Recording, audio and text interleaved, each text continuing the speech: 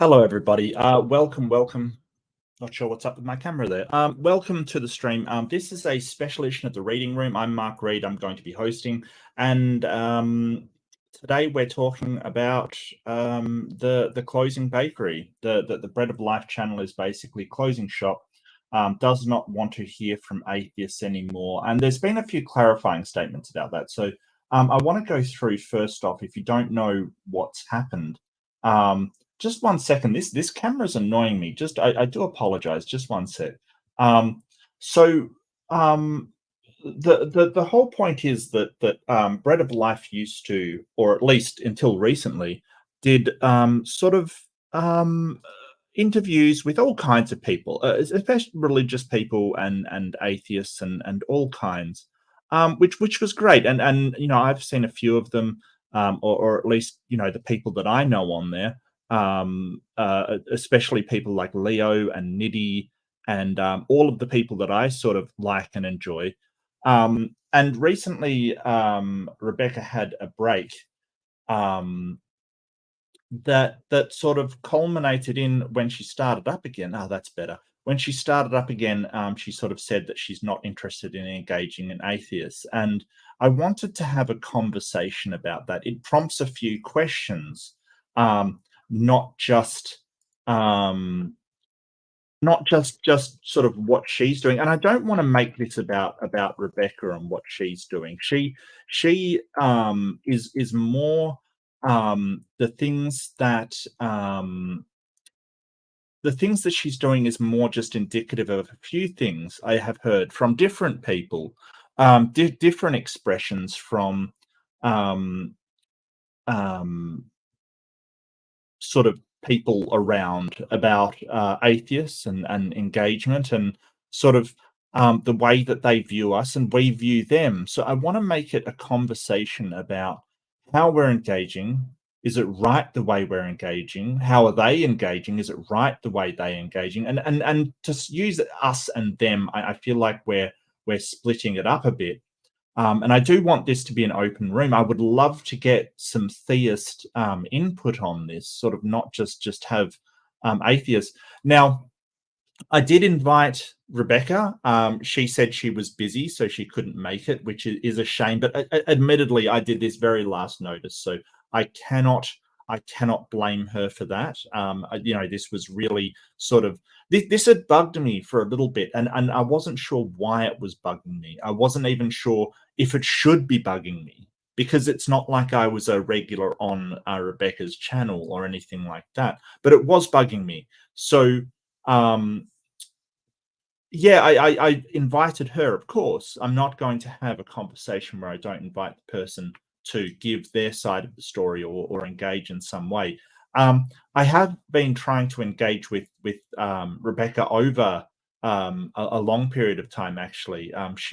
She had sort of iterated that she's not really interested in discussing things with me, which I feel no particular sort of, that's perfectly fine. I don't force people to engage with me. But I did engage, or I did invite a whole bunch of other people, mostly the atheists that I know and love that have been on her channel. And so I want to make clear what I'm going to do. It's going to be an open room. Everybody's welcome to join. Everybody's welcome to give their perspective. But I will be prioritizing the people that have been on Rebekah's show because they, as far as I'm concerned, are probably larger stakeholders in what's happening than just ordinary, just run-of-the-mill atheists or run-of-the-mill atheists. It makes it sound so mundane, but people that haven't been on her show and contributed towards her channel, like me, essentially. So I guess why am I doing this? And that's the thing. Rebekah aside, she can do whatever she wants. It raises the question of why are we doing this? I think she raised an important point. Why are we doing this? Why are atheists even caring about God? And it raised in my mind, like, to question, why am I doing this? Like, what am I hoping to get out of this? Where is this going? Which, I've got to thank Rebekah for raising that in my mind. It's always good to know and think about what are you aiming towards in all of this? If you're going to put so much effort into something, what are you hoping to get out of it? I sort of and what I'll do is I'll sort of give the thing. This is an open room. Priority will be given to bread of life guests.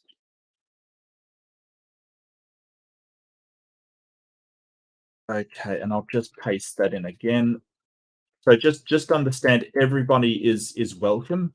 However, if you have been on Bread of Life, you will get priority. So I do apologize to everybody if that sort of restricts some people. But that is the way it's going to go. So hello, Penwet, good to see you. And Nitty, how are you? I'm good. How are you doing? Yeah, not bad. Is it hot over there or something? You're in a beater and I'm in a jumper. It seems like a reverse. It is hot outside, but yeah, I'm goofing around with my setup a little bit. So, and this is just what I happen to be wearing today. Yep. How's my mic? Is it all right? It's beautiful, mate. It's absolutely beautiful. Cool. Yep.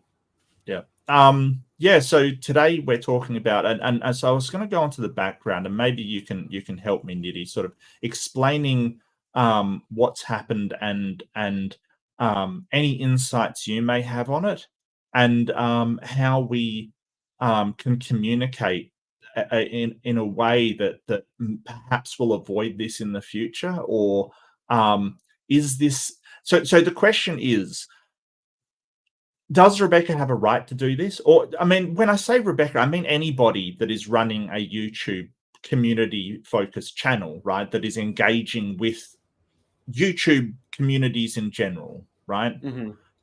So the first question is, do they have a right to do this? Of course, it's their channel, it's their platform. I would agree. It's how they want to talk about their beliefs. I mean, we're entitled to our channels, right? And us talking about what we believe. So why would we deny that them, right? I wholeheartedly would agree. But that's just the first question. The second question, would it be morally right to do that? Of course. And yeah, and I would agree. Again, I would definitely agree. Yeah, and sort of, so if she wants to run a channel, I think that your personal health and your feelings of security are very important. Oh, I'm just seeing the top of your beautiful head. Oh, there we go. Yeah. Like I said, I'm trying to get something new working out here. So no, that's cool. It's just I'm feeling like you're way more buff than me at the moment. I'm not. I actually, when I quit drinking, I lost like a bunch of weight, so it doesn't matter. Okay, you're looking good, Nitty. Looking good. Thank you. So yeah, I would say that morally, yes. And then we sort of, the next questions is do we as a community respond in like, something that crossed my mind is, will any atheist block people that are blocking atheists for being atheists, right? Do you get what I mean? Like, it is reciprocity the appropriate response? So I think her stance is, like, if people were coming on my channel and were like, because you're a non-believer, you're going to molest kids, right? Or because you're a non-believer, you're going to rob banks or like do terrible things to people walking down the street, I would be like, no. And if you suggest that about me, I'm going to block you. Like, that exact thing happened on my video responding to Frank Turek and his trans misinformation, right? And someone called me what was it? It's like a British term for like a prison molester, right? I'm like, nope, block. You know what I mean? Like, they're not actually probably even watching my content and understanding what I'm saying, nor did it actually have anything to do with the Christian arguments, right? They just wanted to call me, it's a nonce, right? So if you're going to just throw slurs at me in my comment section, yeah, I'll block you. Like, oh God. All right. Did you That's hear okay. that? I mean, Yeah. If you need to go, that's not a problem, Nitty. I really appreciate no, you I'm not going coming to on. leave. I'll still be able to hear, but I'll just be Oh, right no, back, that's I okay. guess. Yeah, sure. I guess it's that it's not so much about, like, because every channel gets toxic people, and I would encourage people to block toxic people. You know, people that come on and sort of, you know, I've blocked quite a few myself. You know, that sort of Sea Science is someone that's blocked, and Sam Redefine Living, because they are absolutely horrendous and say the most awful things. I totally understand that. What we're saying is, do you have the right, or is it okay to block people because they don't believe what you believe? That they, like, for instance, and sorry to point you out, Stephanie's in the chat. I disagree with all kinds of things with Stephanie, like completely and utterly disagree. I would never block them for having a sort of different belief than me. I would never do that. If they are being toxic, sort of going, hey, you atheists are terrible and you're evil and you do evil, yeah, I might consider that, you know, give warnings first and consider a block. But I would never say, well, unless you're looking to deconvert, you're not welcome here. And I guess the thing that I said to Rebekah was that she is welcome anytime on my channel. That is, but at the same time, I understand that you have the right to say, I don't want to engage with people that don't believe what I don't. You absolutely have the right to do that. But the question is it right for people to reciprocate? Well, if Rebekah wants to block me from their channel for being who I am, is it right that I block her for you know, sort of reciprocate in kind? Is that fair? That sort of people block her. I'm not going to do that. I don't think I need to reciprocate in that way. But I really I really have strong feelings about it. Yeah, Adam, tit for tat is sort of what we're talking about. Like, is this, and so what I might do is sort of take you through the timeline of what happened and the reason why I'm sort of questioning things. So I'll share with you the Word document. These are two community posts that came up. So the first post was 3 days ago. No, blessed be he. I blocked you for preaching and sort of threatening people with hell. So I don't really allow preaching on the channel. So if you want to engage with people, that's fine. You know what? That might not be blessed be he. But yeah, you know, no, you're probably timed out. You're probably timed out. So I don't allow preaching, and I don't allow sort of telling people that they're going to hell, or triggering people with threats of any kind of violence, supernatural or otherwise. Okay, so that's what I don't allow, and you've been told that many times. You're probably timed out, not blocked. But yeah, you'll eventually end up blocked if you keep sort of, you know, threatening people.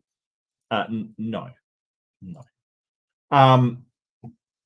And BS Lewis, thank you so much for coming, BS. I really appreciate it, and it's good to have you here.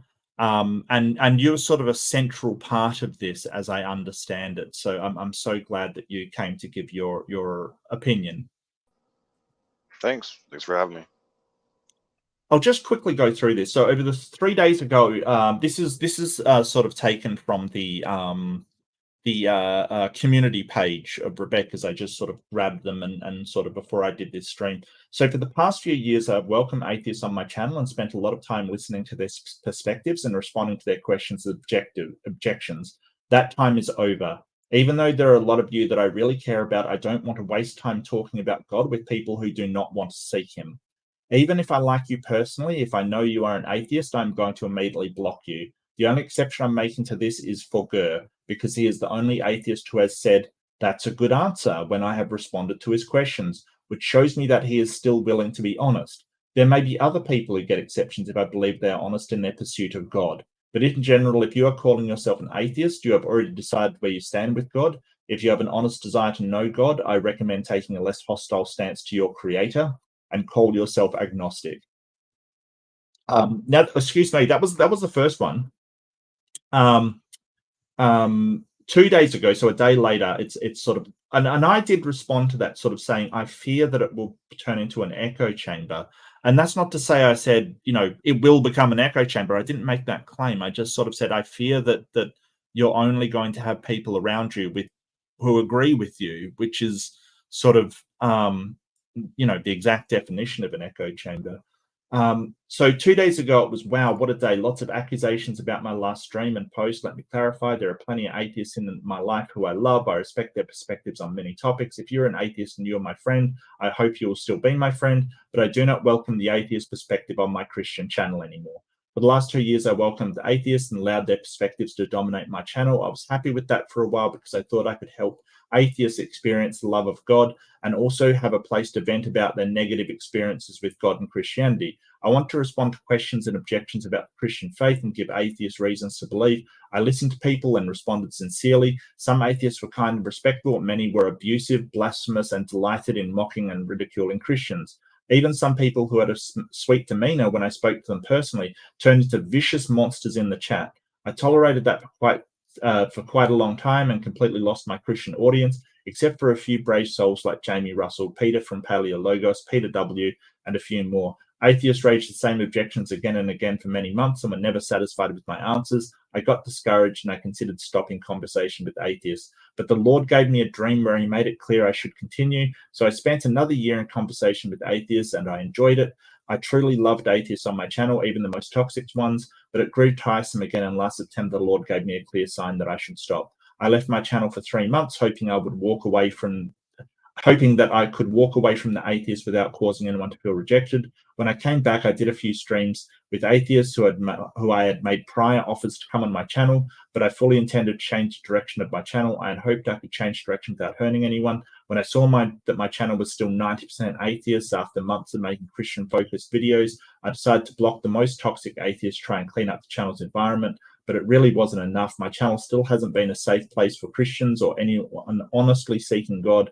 Some atheists continue to assure me that they are sincerely seeking God, but in chat they mistreat anyone who believes in God. That is why I'm blocking most atheists from my channel. This is hard to do because I still care about you, but I want to make my channel a safe place for other people now. Here's a revision from my post earlier. You are welcome in my channel if you're a person who, 1, sincerely seeking God, 2, committed to being respectful towards other people, and 3, committed to being respectful to God.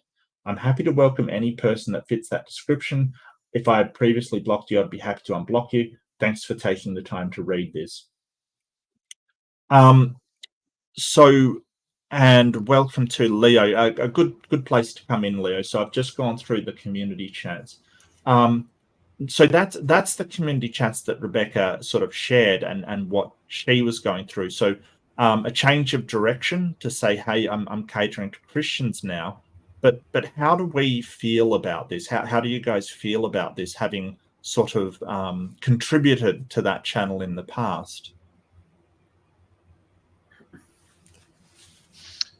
My first question, which I told Brad through email, is this: why didn't she go the mod route first? Try to tighten it up in mods, especially with a change of direction. I had her on my channel with Gur for a stream after some other internet beef happened about when to censor, when not to censor, freedom of speech, stuff like that.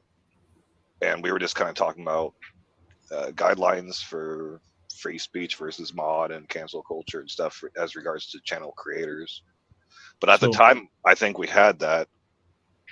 She was still, I might be wrong about this, but in the I want open dialogue phase, because her channel's been notorious for being under modded, maybe 1 or 2. A little bit. Yeah, but which is good if you're trying to facilitate open dialogue because you want everybody to have their piece. But if you're trying to change directions to a more ministry or a preaching type of channel, then yeah, you're gonna have to put those mods in place, make sure that they're tough as nails and that they know what is expected of them. Yeah, the boundaries kind of thing. Because I think from memory, she did a video about you specifically, BS, that there was something derailed by you, and I don't know the background of that. I don't know what happened, but I think that one was sort of very aimed at you specifically a while back.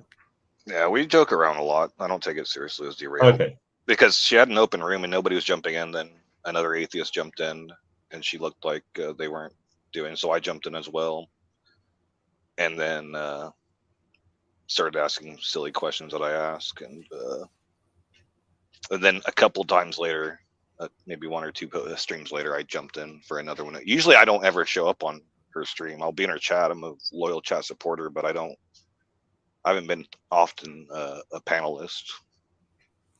Yeah. So as far as I know, I didn't know she was this serious about it when I was asking her. I probably used up. I tend to poke the bear, if anybody knows me. Yeah, I do know that. And so that brings us. Yeah. So I just want to backtrack while I was taking care of my family. I would say just in general, I'm not going to block anyone for disagreeing with my beliefs, or vice versa. And I would hope they wouldn't do the same for just based on that alone, right? Like Kenny has been commenting on my community posts all week, and so it's like whatever, like, amen, Kenny. Amen. You wanna comment on my stuff, you can, because he's always respectful, even though he very much he disagrees with all the Christians who come on my channel or I respond to. So it's great. I get out the popcorn. I'm like, whoa, what can he say today? You know? So yeah, I think it's not great.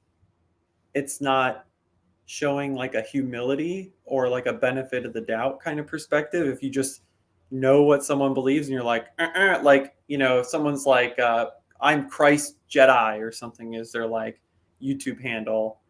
I'm like, okay, Christ Jedi, what do you got to say? Like, are you going to be respectful in my comments, actually engage what I'm saying? Or are you going to preach? Are you going to accuse us of being weird? Are you going to be like disrespectful to other people in my chat? Then I'm going to act appropriately to how you act. And so for Rebekah to say, like, she's got, atheists who turn into vile monsters in her chat, like, go ahead, block them.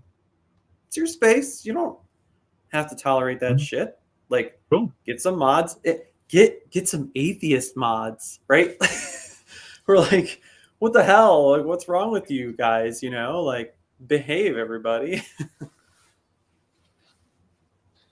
I do have a few criticisms of that last bit, that long second part that you read. The first one is, I can just grant that, like, say some atheists got hostile and stuff like that. I do not, in actuality, think that was most of them by any means. But I can grant that there was a lot of that.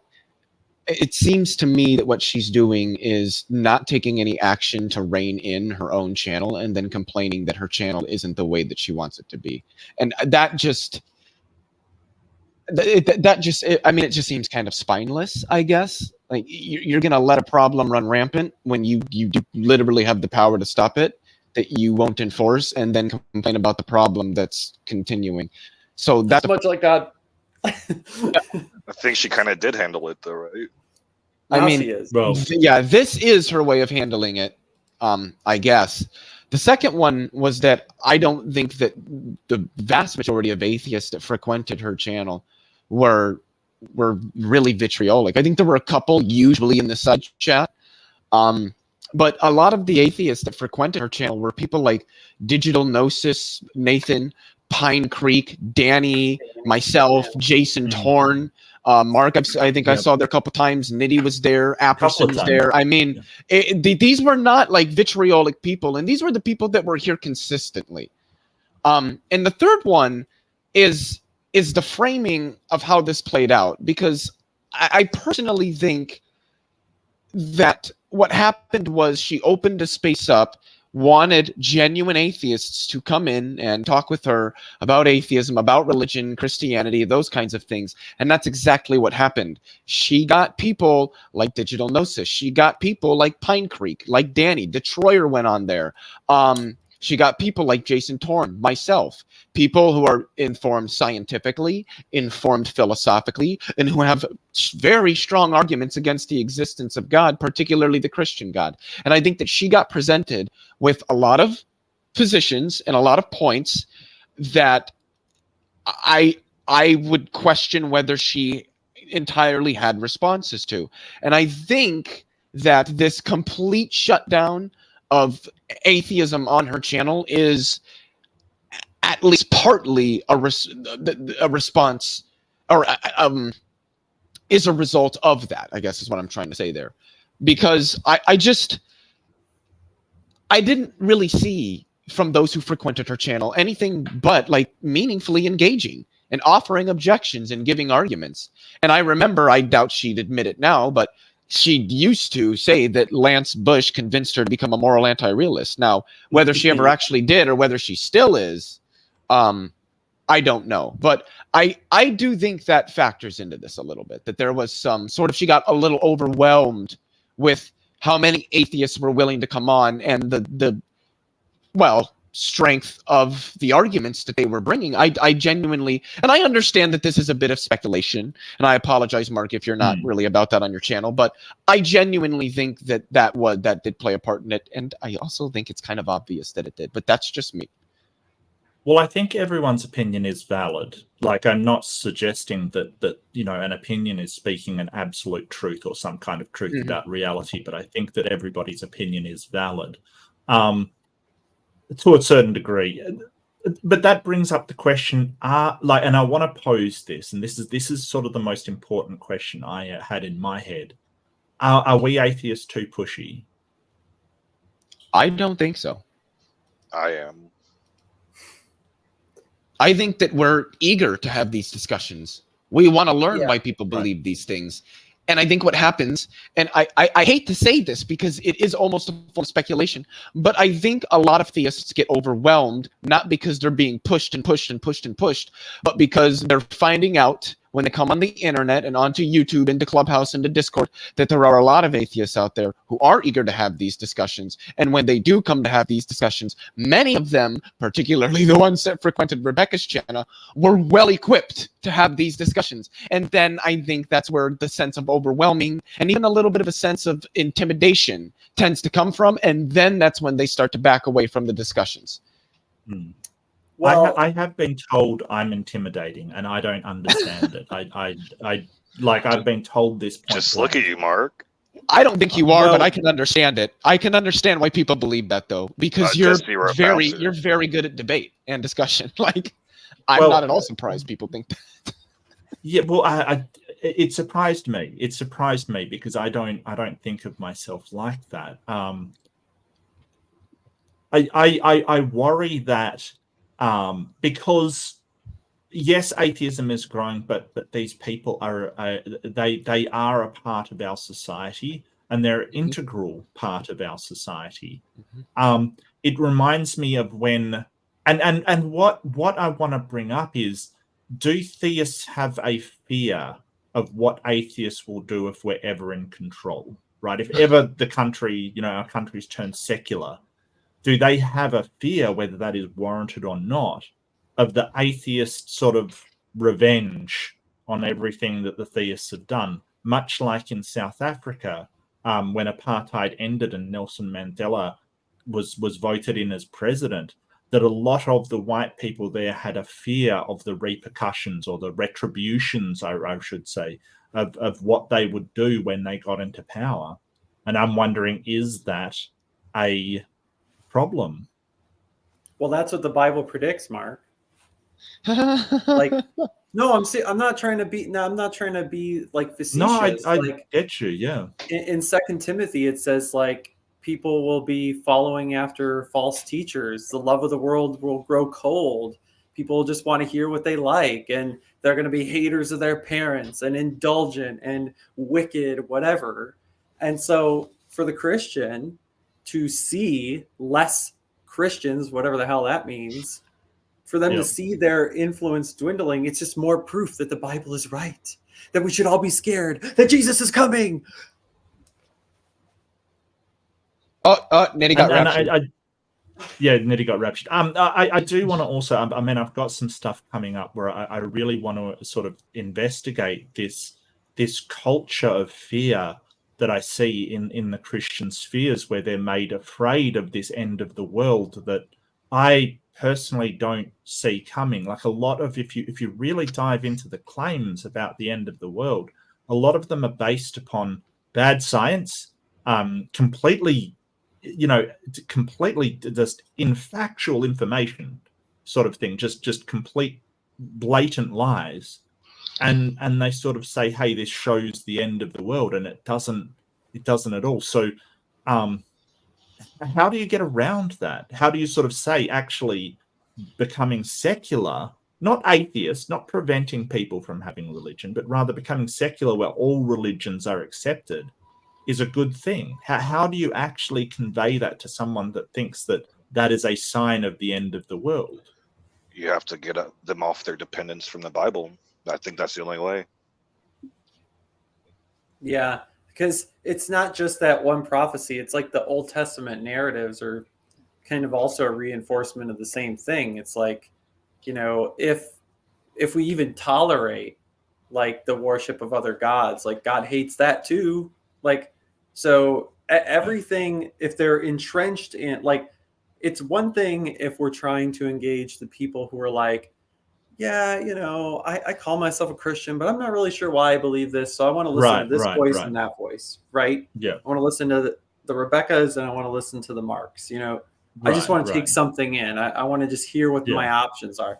That's one person. And I think either of us, either camp can be really effective depending on what that person feels like, what their needs are when they're approaching what we're saying, right? And they're make a feelings-based decision just on how we present or what the ideas contain. I can go off on a tangent about a conversation I had with a believer the other day in person. But for the people who are like, I am this, nothing will change my mind. But I'm going to get on each other's platforms and I will tell you so. Like, oh, that bread of life, she's just young earth creationist. What the fuck, or that Nitty, he's just a, evil atheist that wants to convert people to non-belief. It's like, okay, like. Well, just to focus it back to the bread situation, the last stream had the Haas guy on there with Godless Girl. Yes. And I didn't never heard of Haas before, so I started doing some research on him after the stream and found out he's quite the opposite end of the spectrum. He's more of like a Kenny type of guy. Mm-hmm. And so Can I get an amen? Yeah, it just kind of baffles me because bread is known Kenny. Kenny's very evangelical. Pastor Kenny, can I get an amen? You don't know who that is, Mark? Okay. He doesn't want to have he doesn't want to have conversations with you. He just wants to preach at you, basically. Okay. And that would be a segue, but that's for a different thing. Is that Brett is known as a very progressive Christian, and this guy who's on the other side, Haas, is a very doesn't like the LGBT, is very conservative type stuff. And so the only thing that, like, not the only thing, but one of the common links is the Bible, is the belief in the Christian God. And this is what baffles my mind, is they don't even appear to be worshiping the same God. Right. And so yeah, if she's scaring off the atheists from her channel whenever she wants to do LGBT, Pride Month stuff like she did last month, a lot of the atheists were the ones coming to her defense when all the other conservative Christians, the Christians were pissed in comments, in chat and comments. Yeah. Oh, I even said myself, like, I appreciate that she stands up for the LGBT. Do I care why? No. She supports that community, and that's enough for me. That's the right thing to do. So, I was in support, but I was actually in the chat for that stream with Horse, or whatever his name was, and it seemed like his arguments were substandard, to say the least. Look at the trees. Sort of. Well, the one that got me, that I was very sort of vocal in chat about, was him saying, well, if you go anywhere in the world, people have heard of Jesus. And it's like, well, wait, that's because it's been actively spread. That's not anything miraculous or tells you anything about the religion. And as I pointed out in the chat, if you go to China and things, there'll be people that have no idea who you're talking about, because they haven't been raised with it. It's a Western mentality to think that Jesus is known by all. If you go to non-Western parts of the world, especially sort of, North Korea and, Japan and these other places that have a different cultural background, they have no idea who you're talking about. It's tacit racism, basically. No, it's very narrow-minded and sort of placement in time, because if you put it at 100 AD, nobody knew about Jesus. Does that make him less God or whatever? Because only a small portion of the Middle East knew who he was. And that's a good point. Yeah. Well, I think it's more pointing to the rapidity of the spread than anything else, but that doesn't tell you whether it's true or not. And I think I was pretty vocal in chat about that. It feels like to me that I want to draw away from Rebekah, because Rebekah, as far as I'm concerned, she's a lovely person. She can do whatever she wants with her channel. It's more about how we talk to one another as theists and atheists. That's more what it's about for me. That there are people that are theists that want to preach without a response. They want to be able to say, hey, this is the way things are, and basically if you try to respond, they'll say, no, you've got to accept that. And that's sort of more of so when a preacher is preaching to the masses, should you have the right to interrupt and say, hey, in this public space, I want to disagree with that. I have a right to my voice as well. If it's channels, then it's their thing. They can turn off chat. They can turn off comments. Sure. And so if they just want their message out there with no feedback, YouTube makes it totally possible for them. Sure. But it's a good point. If Kenny would be an example, you know who Kenny is, but Haas is the same type. He was preaching the same type stuff in that last stream, is just read Bible verses at him. Don't engage in conversation. Just,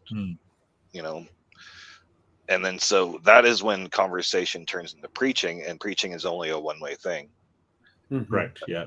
So this is why I enjoyed Bread's thing so much for so long, because it wasn't preaching, it was conversation. But if we go to the bigger channels like a Mike Winger or a Capturing Christianity, they're not interested in that. I've been blocked from all those, because they are just interested in preaching and reinforcing the echo chamber to make Christianity appear as palatable as it possibly can be to anybody.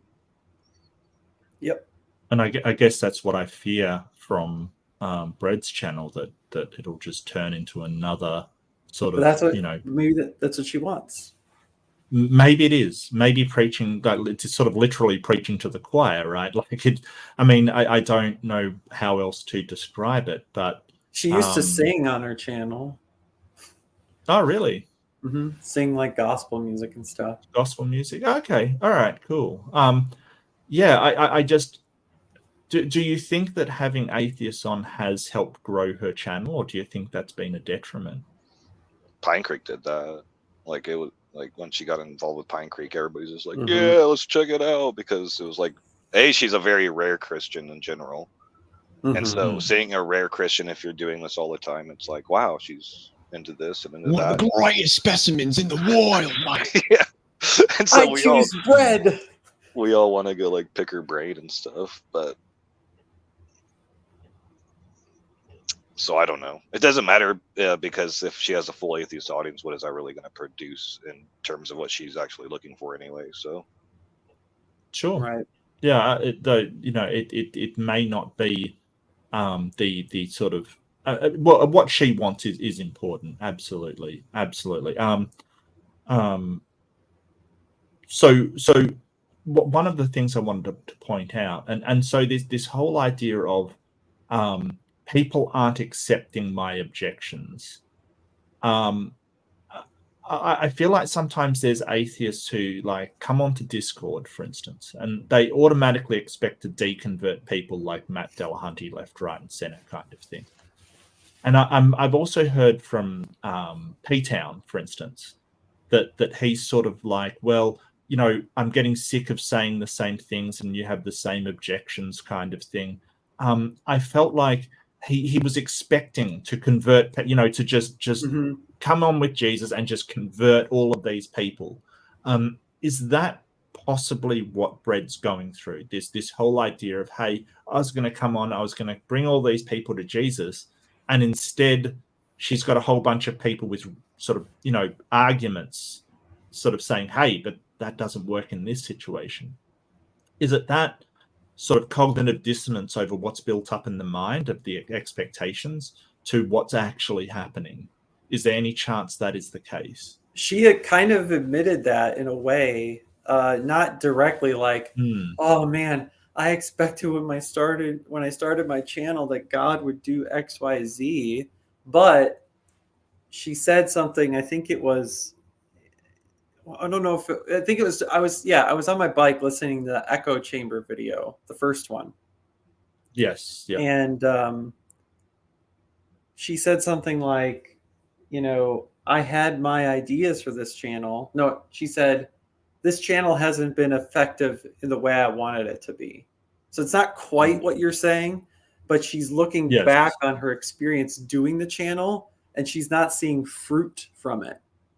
Right. And so she's like, God's going to take this in a different direction.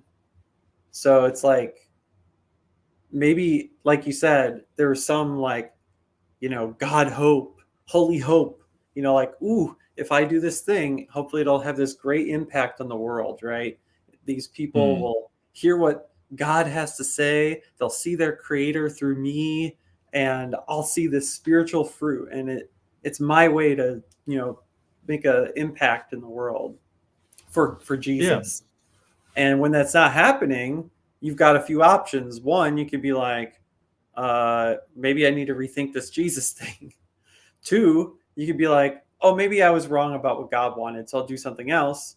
Or three, you just double down. You're like, no, God told me I'm going to be faithful. Oh, I don't think she needs to rethink that, but I think some more realistic expectations over sort of converting. Like I don't expect to go out and deconvert anybody ever. That's the thing. Like I would not either. Right. It's sort of, it would be an unrealistic expectation for me to think, oh, well, I'm just going to put up a channel and suddenly, you know, I'm going to change people's mind. Maybe I won't change anybody's mind ever. Maybe sort of the things that I say will only be held by me, and this is just an outlet for expressing what I think, and not to, you know, sort of change anybody's mind about anything ever. I think that maybe people get an idea that they're going to have more influence on society than they actually do. And that's not just theists, that's atheists too. Everybody who starts a channel.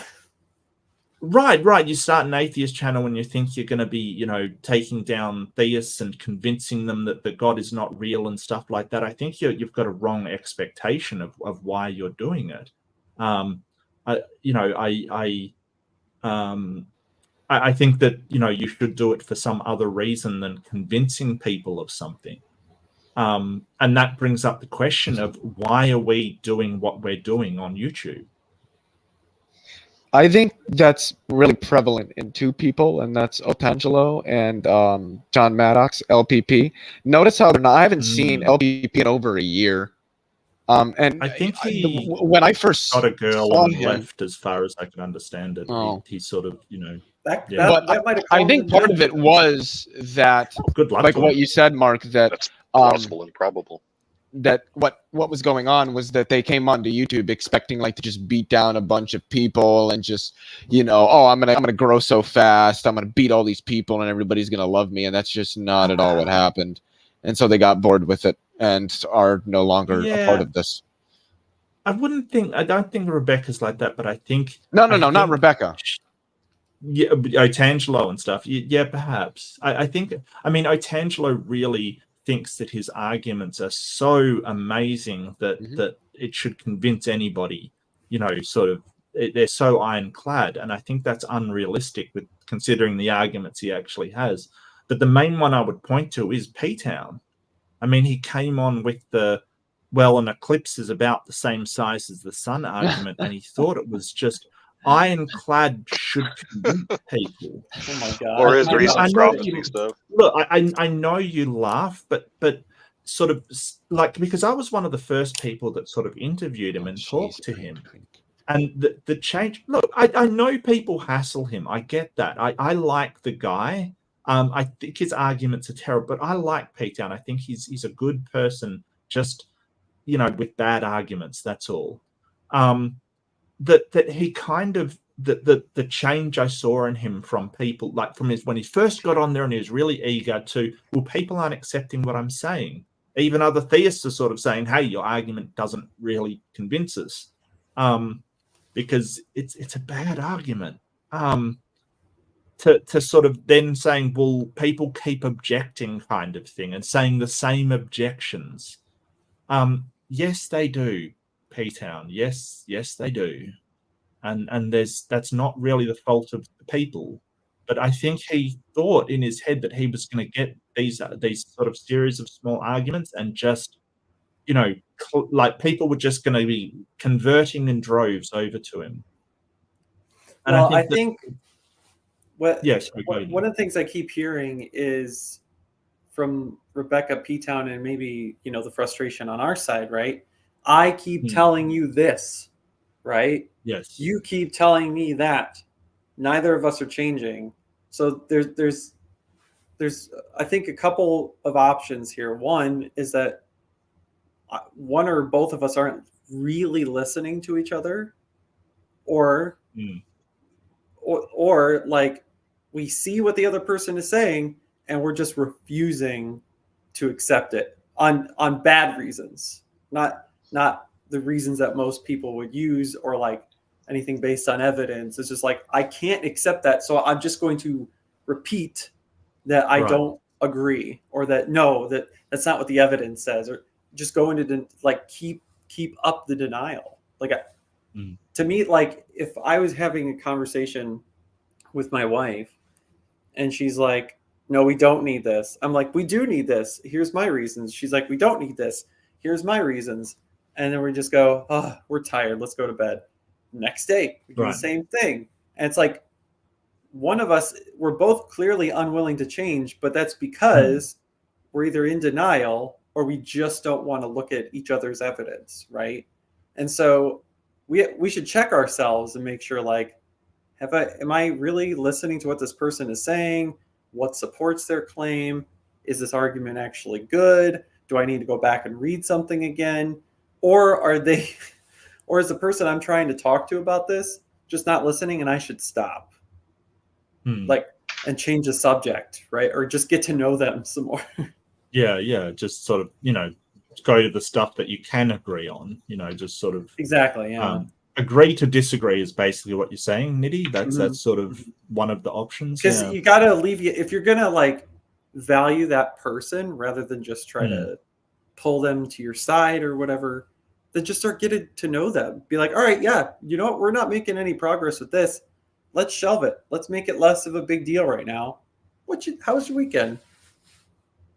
And I'm perfectly willing to do that. I suppose it's that when people are making knowledge claims out in the world, when they are using some sort of public soapbox, whatever that soapbox may be, it doesn't matter what it is, to make a knowledge claim about the world, I think that when there's that expectation that knowledge claim is not pushed back on. And I think that if you do have a soapbox, somebody else has the right to sort of say, hey, well, that's not true. So sort of talking to Rebekah in particular, I sort of said, I totally understand where you have the right to do anything you want, but I think that we have the right to discuss it as well, that we have the right to discuss this turn of events, especially people that have been on the channel. Pulling it back to sort of, and no, it's totally like, I do like what you've said, Nidhi, that if you can't come to an agreement and you are doing the circling part, you should just say, well, we're going to have to agree to disagree. We're not going to see eye to eye on this. And I think that's important to preserve relationships. You're 100% right. But to pull it back onto, yeah, sorry, go ahead. And I guess another thing really quick is like, maybe give each other homework, right? And show them, hey, I'm willing to do your homework. Are you willing to do mine? You know what I mean? And so that we actually know that we're taking some of this in, rather than just being like, I disagree, see ya. Yeah. Can I bring up a side note to what was said earlier? The mention that a lot of people just keep arguing about the same things. I heard Brad actually mention that multiple times. And so one of the last times I was on the stream, I dusted off one of my more obscure arguments about the law and fulfillment of the law. And I ended up making a short out of it too. But I did that for the hopes. It's like, hey, you've heard the kalam and back and forth. You've heard this back and forth all the time. But here's a very specific argument that you probably haven't heard. And so I just want to say that I personally try to always look for different angles, different ways to bring up arguments that may not have ever been discussed or are very rarely discussed. So keep it fresh, because you never know what's going to change somebody's mind. It might be the smallest thing, you know. Oh, sure. But why are you trying to do that? BS, like what are you hoping to gain from sort of going on to people's channels and sort of giving those arguments? I'm an anti-theist. I don't necessarily So I don't necessarily try to change people's minds as a thing, like as a goal. Mine's more for entertainment. I want to entertain myself, but I'd like to entertain myself as in a secondary mission would be to change people's minds. Because I'm an anti-theist, I think that supernatural belief in general is harmful to society, and the less people that adhere to living in two different worlds, the better this world will be. Okay, no, that's fair. I can respect that stance. The reason why I'm bringing it up is because in her echo chamber video, she mentioned talking with Danny, and I did invite Danny. I did invite him to be 100% fair, but Danny sort of saying that, and I don't know whether this is what Danny actually said or whether it was just Rebekah's interpretation, or whether there's a sort of long chain of he said, then she said, then kind of thing. But the quote was that Danny said that the atheists on her channel are just playing games, and I've had my history with Danny, but I don't think that speaks to the reasons why I do what I do. I've seen too many atheists sort of be upset and frightened and hurt to sort of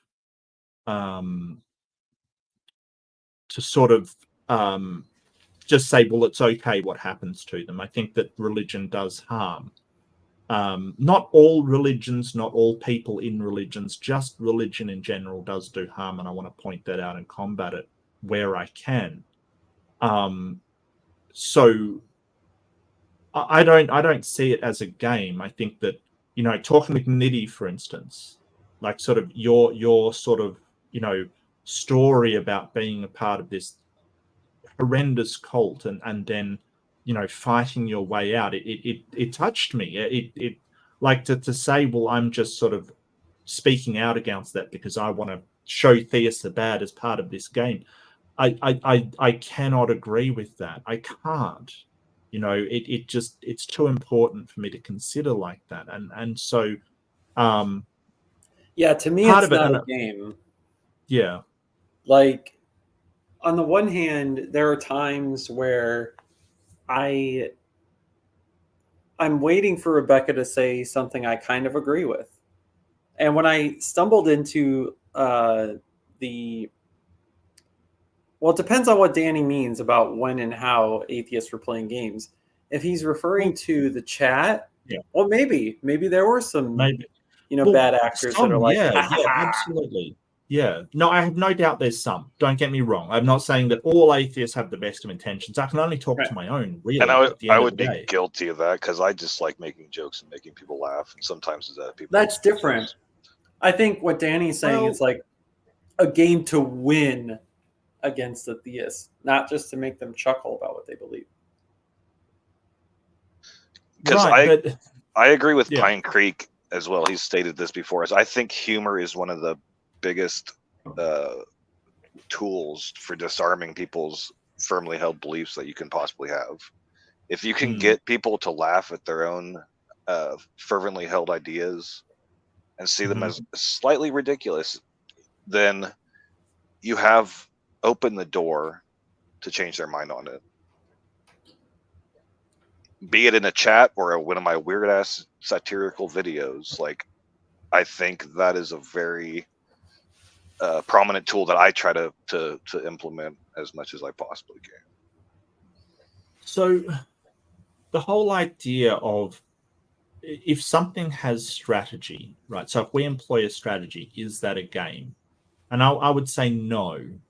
Or it's a game in the sense that the Game of Thrones is a game, right? Like, so you can make a hyperbolic statement to say, hey, if you're employing some kind of strategy, then hyperbolically you can call it a game.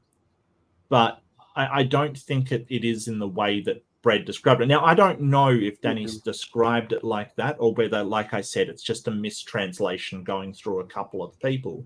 But I wanted to push back on that idea in case that theists do think, hey, we're just playing games with them. We're just, trying to make them feel bad for our personal entertainment. And that isn't generally what I'm doing. Or, and it might be what you're doing, BS. I don't know. But, I'm glad you're being honest with sort of, hey, yeah, sometimes you do play with theists. That's okay. I'm not saying that's necessarily wrong.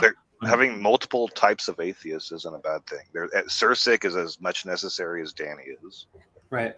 Oh, absolutely. Yeah, no, I've always said, sort of, so my style is completely different than, say, Aaron Ra's style or this other person's style or whatever, but that doesn't mean that I've got the right one. There is no right way to go about things. There's just different people have different ways they engage. And sort of, yeah, I think that and I have no doubt there are people in the audience just trolling. I could pick out any YouTube channel across YouTube and say there's people in the audience there's probably people in my audience right now just trolling, and please, there's the door. If that's that what Mark you're Reed, doing. I just gotta hate watch him today.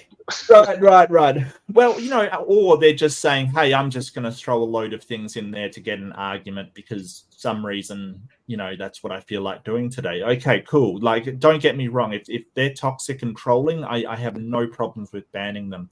It's the atheists that have come on, to say good faith per people, like yourself, Niddy, who, you're always engaging people in good faith. And Leo, who sat down and sort of talked to Rebekah for ages about, cosmology and things.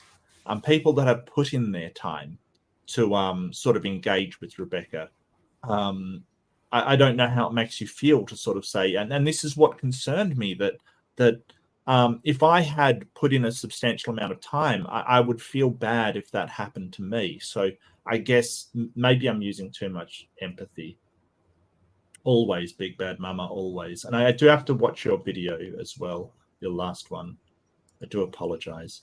In an attempt to psychoanalyze Danny, like maybe he meant in a way that we're playing games, is that I think the atheist community is made up largely in the fears that we all circulate of ex-Christians.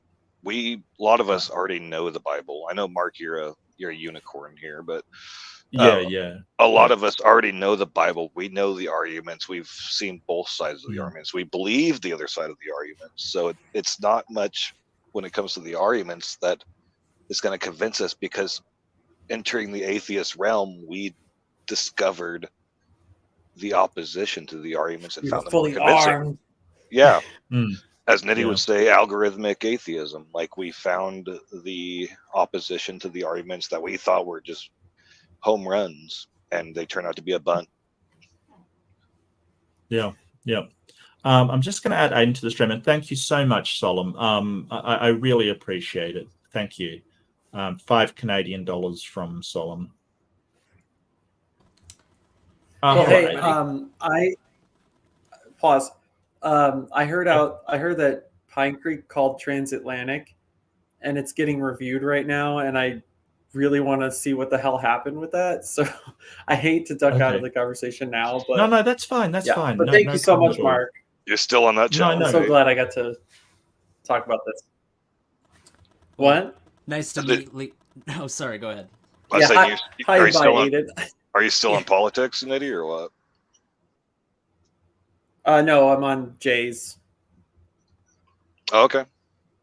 I was saying, are you allowed on the Pine Creek politics? Oh no, Doug banned me. All of them? Okay, that sucks. Yeah. Mm-hmm. Why? Whatever. I was being mean to him about the trans stuff, and I got too woke for him, I guess. Oh, I see. And he must have caught me giving him some flack on a different channel in a chat, because I was not happy with some of his takes, and I feel like he was one of those people that I could go in circles with, and he wasn't listening, so I got frustrated. And I'm like, yeah, maybe he is a, fuckface about stuff, because, I feel like as a non-believer, he doesn't have to have a strong commitment to the ideas that he holds about particular things in the LGBTQ community, but whatever. Well, I mean, some people believe that way. It's not religious based. I'm going to double down on my stance on that right now, because on his last politics stream before this one, he said this, and I'm paraphrasing, but it's not great. Are you ready? He's like, oh, the Middle Eastern countries, they have such a low crime rate. Like Saudi Arabia, what's the crime rate over there? Maybe we should try what they got. Mm-hmm. And I'm like, do you not believe in the Eighth Amendment, buddy? Hold on a second. They got cruel and unusual punishment over there. You want to do that? Yeah. I've never engaged the hands with off Pine of Creek. shoplifters. Sorry, go ahead. So I was like, obviously, I've never engaged with Pine Creek. So I've got nothing to say about the guy. To be honest with you, I've never spoken to him at all. So I would have no idea what his beliefs even are, much less sort of interpret them at all. Yeah, but when I heard that, I'm like, okay, I'm all the way done now. But anyway, well, I'm going to welcome we'll leave it at that. Dino and Tux. But yeah, thank you so much for coming, Nitty. Really appreciate it, mate. Yeah, thank you so much, and your insight was really valuable. So you're just going to leave while I'm thanking you. That's perfect. It's a polite thing to do, Mark. What you gonna make a big deal out of it? Yeah. No, Nitty, I love Nitty. Nitty's amazing. But hello, Dino. Good to see you. Aiden, what did you think of all of this? Have you got anything to add on it? Any thoughts to share with us? Oh, I mean, of course. Sorry, who were you saying? Who were you addressing? Go ahead. If he was addressing someone else, sorry, Mark. If you were, then I'll be quiet. Oh no, Aiden. I was speaking to Aiden. Oh, you were, okay, cool. I was just gonna say that as far as the context that I have gotten out of this stream so far, I've tuned in for about, I don't know, like ever since 10 minutes since the beginning or something like that. So I've gotten the most of it, and from what I've gathered from it so far, and I'm not somebody that's ever watched this person in the past, but I think it's important to realize that what I at least think here is going on is a scapegoat is what's being used here as far as atheism is concerned. And I think the biggest thing to ask yourself when you recognize a scapegoat is, why is there a scapegoat being used? And typically, from my personal experience, a scapegoat is used when you want to cover up some sort of internal division that exists within a community, and you want to try to unify said community around a common enemy. And if you look back on the majority of human history before the information age and before compulsory education were a thing, you'll see that the vast majority of religious disagreement, whether that be Akhenaten with his founding of Atonism in ancient Egypt, or Mani with his founding of Monarchism in the face of Zoroastrianism, or Marcus Aurelius and his implementation of the sun god within the Roman pantheon, all of these things that you observe, they're all interreligious disputes, because atheism really doesn't have much of a voice for the vast majority of history as far as actually having its own space in order to be able to express itself. Like, you will see certain writers that'll crop up in history, like I'm trying to remember his name. I think it's Ibn al-Rawandi or something like that.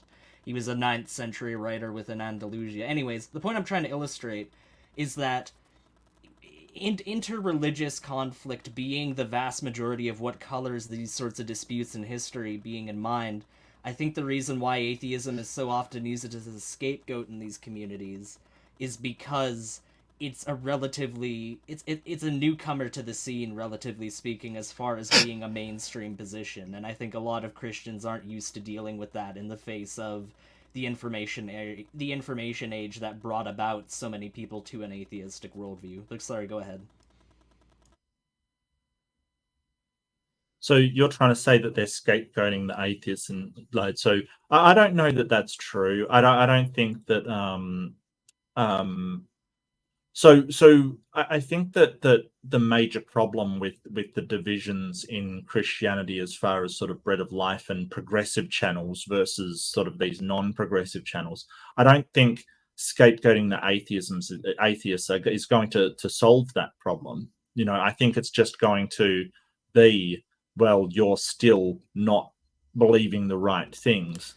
It's a lot easier for somebody from our perspective, though, to come to that conclusion than somebody that is of a Christian mindset, though, at least in my opinion, because that is the go-to reaction in a religious context when they have interfaith issues, as far as there being any kind of doctrinal disputes or any kind of specific disputes on dogma or anything like that. Like, that is the typical thing I at least observe is what is done in those sorts of issues. So I'm sure it's easy for us to see that it's not the right thing to do. We can make some testable predictions on that, Aidan. We can sort of say, well, if the content is going to be atheists are bad and evil and, you know, sort of terrible kind of thing, we can sort of say, hey, that is vilifying someone in order to consolidate your audience. But if it is the content that will come out, if that is sort of the you know, is it right to be trans, and, you know, progressive things rather than sort of the schisms in Christianity, then we can say that that wasn't the intention. Because in order to leverage that vilification, you've got to show it. So what you would do is ignore the things that are schisming you and focus on the things that you can unite against. No, that's fair enough. I suppose the biggest reason why I came to the conclusion I did on there is, given the context I had, the fact that she, and correct me if I'm wrong here, but the fact that she made this move as suddenly as she did, because I haven't heard a specific, like, one specific event that sort of codified this and brought this into motion, but I could be it definitely wasn't sudden. It definitely wasn't sudden. So what would it be, like a few weeks ago, maybe a month ago, maybe a little bit more? Like, she did take like a very, very long leave. So it was a transitional channel kind of thing. Oh yeah, so the news that she was sort of taking a break from YouTube when her channel was just doing really well sort of surprised a lot of people. It was a channel on the uptick. It was a channel that was sort of becoming more and more very well known for its content. At least in our circles, you know, sort of the atheist and Christian circles. So this hasn't been this is out of the blue. It's been more, she took a break, said that she was sort of, you know, changing the direction of her channel. This is sort of the This is sort of the sort of, you know, a lot down the track, that she sort of said, hey, she's blocking all atheists, and she sort of walked that back as well, understandably, that some of her friends who were atheists sort of went, well that kind of hurts, you know, that's kind of, you know. Are you referring to the amendment that she made on that that sure, post? Yeah.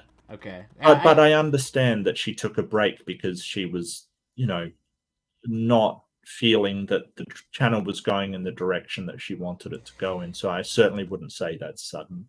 Okay, no, that's fair enough. And I having learned that information from you now, I'll definitely walk that back, having found that out, because I wasn't aware of that. But I will just say real quick as well, though, it's interesting to me, the amendment that was made on there specifically being that you can go on there if you're an atheist, but you have to be seeking God in order to go on there. You have to be actively already kind of leaning toward my point of view and my worldview in order for you to come on. So it's, I don't know, it's that to me is kind of telling of somebody that has encountered a stumbling block as far as their ability to properly deal with atheistic arguments in the way that they are being posed and the amount of them being posed to them. Because what I've heard, at the very least, is that it's not like this was a one-time sort of interaction that she's had with other atheists. She's allowed atheists to be on her channel for a good amount of time, and that there's been a good number of people that have participated in these discussions before that were atheists, and from what I've heard from some of the panelists here, that we're arguing in good faith, so to speak, and we're just trying to have an honest discussion regarding things and not trying to troll or obfuscate. So I find it kind of strange that needs to be part of it, even though it's, from what I've heard, it hasn't just been a case of us versus them, I need to be at your throat because you're a different faith than me. Like, that really hasn't been the dichotomy that's been observed over there. So, sorry, I'll stop rambling. That's okay. You also have a bit of background noise, Aiden. It's like a sort of clicking sound. Not a clicking, it's a electronic. Probably now that I've pointed it out, everybody will notice it. Sorry about that. Sorry. Sounds like a power supply fan or something. No, I'll try and adjust that. I'm sorry about that, guys. That's okay. That's all right. I just thought I'd point it out. So the whole idea, and that is a good point you've raised. The whole idea that in order to engage, you have to already at least be leaning towards agreeing, or at least not object. Is that something we can reasonably expect from people? Well, obviously, you can do it on your channel, but I think in a public forum, not that her channel's a public forum, it's just in a public forum, you wouldn't expect to say, well, you can engage with me only if you agree with me. Is that a dangerous concept? I would say that she has a problem, at least from the last conversation I was on with B.S. Lewis and Brad. And they, I mean, clearly she has the wrong, or was it on with Gurr? Either Gurr's channel or Gurr was there too, I think. Maybe not. Gurr was there, but it was hosted on your channel. Yeah. And I mean, clearly she had a bit of a resentment that she intended to pick up these and be a ministry to the unbeliever, and her success rate clearly wasn't what she expected it to be, and having as many subscribers as she has, and it being the wrong kind of subscribers, I think was a toll on her. At least that's what I picked up minorly. Mm-hmm. I just want to ask real quick: is my mic any better, by the way? And then I'll be quiet. Is my mic? Yeah, much better actually. Okay. Much better. Yes. Thank you very much. It's much better. Yeah, no problem. Go ahead, everybody. Sorry. I just wanted to stop in and say hi. Been gone for a few days, so just wanted to say hi. Hi, Donna. Welcome back. You were on holiday. You went to Chicago, saw the National History Museum. Nice. Got to introduce my girlfriend to Sue. It was nice. I live in Chicago, in the burbs of Chicago. Oh, nice. It was hell driving through there. I never want to drive through Chicago again. It's terrible. When we weren't here when NASCAR was here also, were you? I was here from this Monday to this Wednesday. Or there from this Wednesday. I don't know if there was some event going on in town or what. We just stopped in to see the museum and get out, basically. Yeah. Yeah, traffic is nasty around here. It's to give you an idea of where I live. It took me an hour and a half to get to the Wrigley Field from where I live on last Tuesday. And it took me less than 41 minutes to get home. And there was no traffic on the way home. Yeah, it sucks. Coming from a small town, it sucks. Yeah. Anyway, yeah, just wanted to say hi. I gotta go get ready for my stream tonight. Y'all have fun. The only reason I'm here is because I was going to have a stream. And when I hit the subscriptions about a half an hour or so before I was going to go live, I noticed there's 5 channels. 5 of my friends are already live. And at least 3 of them, Bree, Stephanie, and I think somebody else, are all streaming against Doug. And Doug is streaming for Doug. So Nitty hopped off. I have no idea which direction he went, but I'm sure. Nitty went to. God, he didn't mention it. I can't remember where he said he was going. It's like the pipes and Mario. You have no idea where they go. Nitty just went live. He went to see y'all later. Oh, he's live. He's simulcasting. I'll probably drop in to Dino's a bit later, and Dino's just sort of starting up his channel, so I encourage people to go over and give him a subscribe. At least that's what I I delayed my stream for an hour, and maybe I can, if this stream ends, I can gank some. But it sounds like the drama. Over. I don't want it to be drama. I want it to be, can we learn something from this? Can we learn something as atheists from this? The drama I was speaking of was Doug versus the trans community. Oh, yeah. I had no idea. I've never even engaged with Doug, so no idea. You had me there for a second, Mark. No drama, and you invited me. Well, I mean, I hope to rein your drama in, Peter. I hope to stop you from being a complete drama llama, but I've had so much drama. Only the past few days on Twitter, I can do with a little bit less, I guess. I seem to have attracted the bottom of the barrel, although I don't know if that's even possible on Twitter anymore. But here we are. So what have I missed? Peter, I had something pop up from your channel earlier this week or maybe last week, and I was like, gonna go for it. I don't remember this channel. And then I clicked on it. I was like, where do I know this guy from? And apparently it's Mark Reed. Well, yeah, so Peter did my opening graphics and the Mark Reed question mark that I'm using. Insanely talented guy. He's done a lot for Aaron Ra and a lot of other people in far as graphics, and hasn't asked for a thing in return. So he is a wonderful human being and a really valuable member of the community, and he has been on Bread of Life talking with Rebekah before. So the reason why is really because I actually. Now, how many of the 6 here subbed to Bread of Life? Because I did not. I did. Both channels.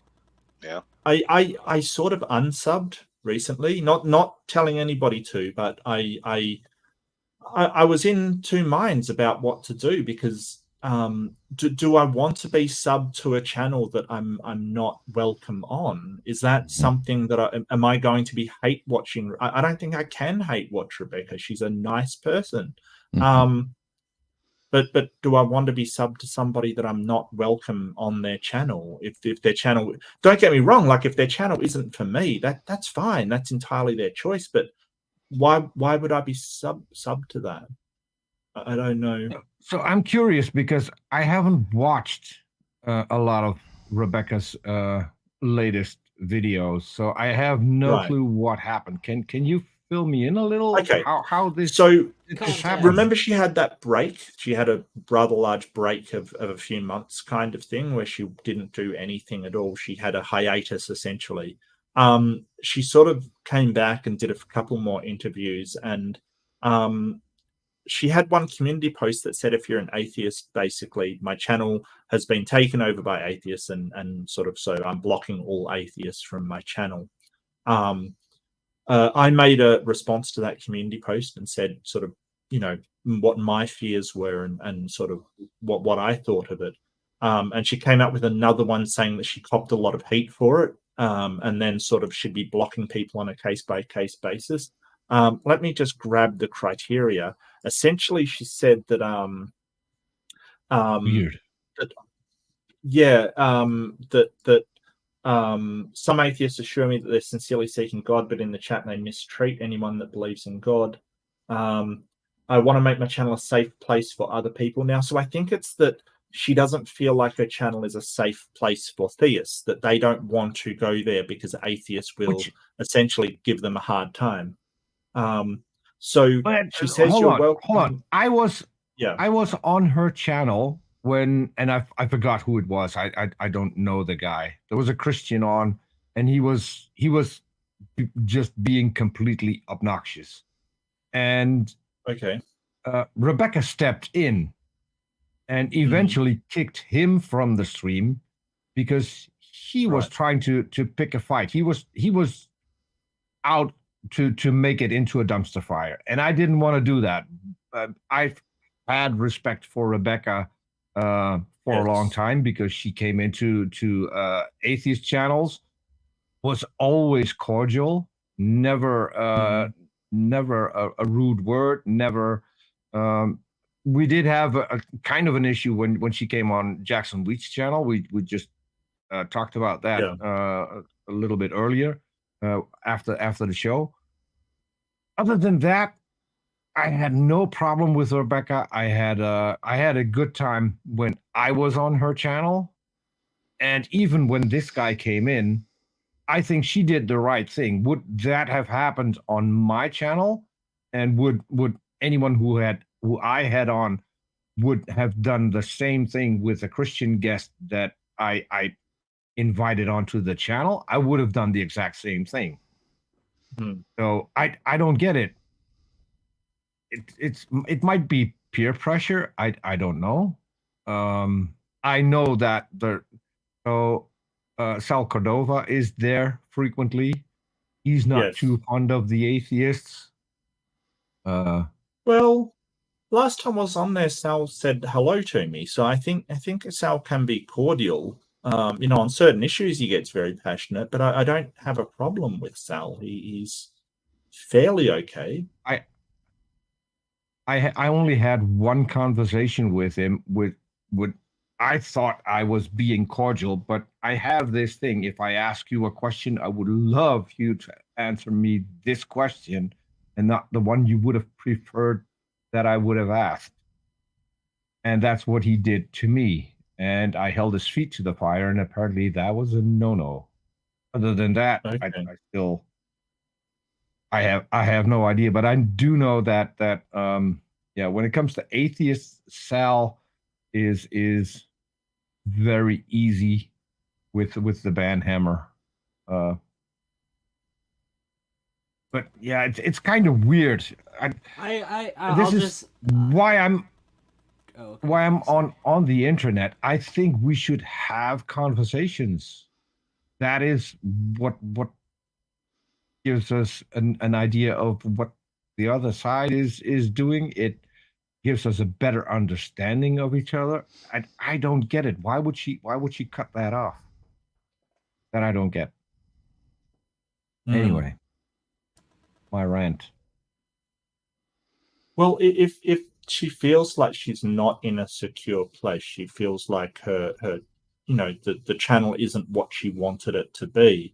I think that she should have the right to do that. But I kind of I'm inclined to agree that if she ever does if you sort of cut these people off who ask difficult questions, whenever you're going to engage with them again, you're going to be completely unprepared for what they've got to say. I don't know. It's very. It seems. But she's in charge of who comes on the channel. So if some people aren't up to the standards that you hold, you don't have them on the channel. I do the same thing. Yes. I had a Christian today that I would talk to, but he's not going to come on my main channel. So I offered him to go on the secondary channel. And I don't care if it evolves into a dumpster fire there. But you can filter out the people that you want to have on. And if you have bad experiences with people, you can tell them, okay, you're not coming back on, or you're coming back on when you can behave. And you can put time limits on that. I mean, I don't get it. I do think a lot of atheists went there because Rebekah is, let's say, non-confrontational. She's not aggressive. She's not just nice. Yeah. So, I mean, the other way you kind of it crossed my mind is the other way you get rid of atheist is like the praise method and stuff. You be as obnoxious as possible, and then atheists don't want to come round to your channel. Is that the other option? Yeah, that's not a good option. But I also don't see Rebekah doing that. She's not the type to be doing that. One way to get rid of atheists is demonstrate God. Well, yeah, that would certainly be the easiest way, but that's yet to happen. Unfortunately, I think it's earlier what you alluded to, Mark, was kind of interesting as far as the whole idea that if you don't have people around to properly challenge your ideas and bring new challenges forward, that you won't be necessarily as well equipped when new ideas or new challenges come forth eventually, as they of course inevitably will. And I think that's kind of alluded to in the Bible, even when you look at like Proverbs 27, it's like 27:17 or something like that. It's as iron sharpens iron, so one person sharpens another. So that is an idea that is alluded to in Scripture as well, is that it is good for two people to have confrontation as far as weighing their ideas against one another and testing the validity of them against one another. That is not a hindrance. The problem arises when one of those participants is not interested in having an honest conversation. And if there are individuals that are doing that, then yeah, there's no problem with excising those people from the discourse, but that doesn't necessarily mean that poisons the entire well of that discourse. Exactly. What afraid of what I don't get about this is that if you have problem with certain people, then don't have those people on. Why would you choose to close it off for an entire group? Where I think that the growth of her channel, for that she has a lot of atheists to thank for, because they were a big part of the content, at least for the time period that I've watched. So yeah, I don't get it. What do you think, Ger? You're very. I realize this is hard for you, and I just want to point that out. I know that you're friends with Rebekah. You're the one that she said she wouldn't block, even though she was going to block everybody else. And I kind of understand why that you sort of acknowledge. I'm a saint. She said I was a saint. I may not have ever won Atheist of the Month award. No, I'm just kidding. It's because you had good points. That's essentially it. Yes. As far as I can tell.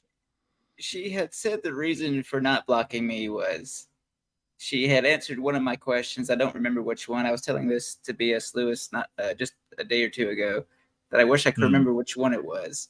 And I do remember telling her that at one point. And, you know, I try to be that way. If I ask a question and they answer in such a way to where I go, oh, okay, actually, that makes sense. It might make sense in isolation away from everything else. But if you extrapolate it back to the bigger picture, it may not make sense. But in her case, for whatever reason, I thought, okay, yeah, that's a good point, and I'll give you that. As far as her her campaign against just blocking atheists flat out, I find that to be a bit troubling. Now, if she is blocking toxic people that are just going in there saying, oh, you believe in an invisible man in the sky, you believe in a sky daddy, I completely get blocking people like that. Right. And if I put myself in her shoes but reverse it to where, okay, I have a channel and I only want to talk to atheists, and then I had a bunch of Christians, like 90% of Christians just posting Bible verses in my side chat, I would probably feel similar to her in the way that she views atheists if they are doing something equivalent of that. You know, just a bunch of talking points and straw manning of Christianity, which when it comes to Christianity, you don't have to straw man it. It's very easy to take apart as it is. But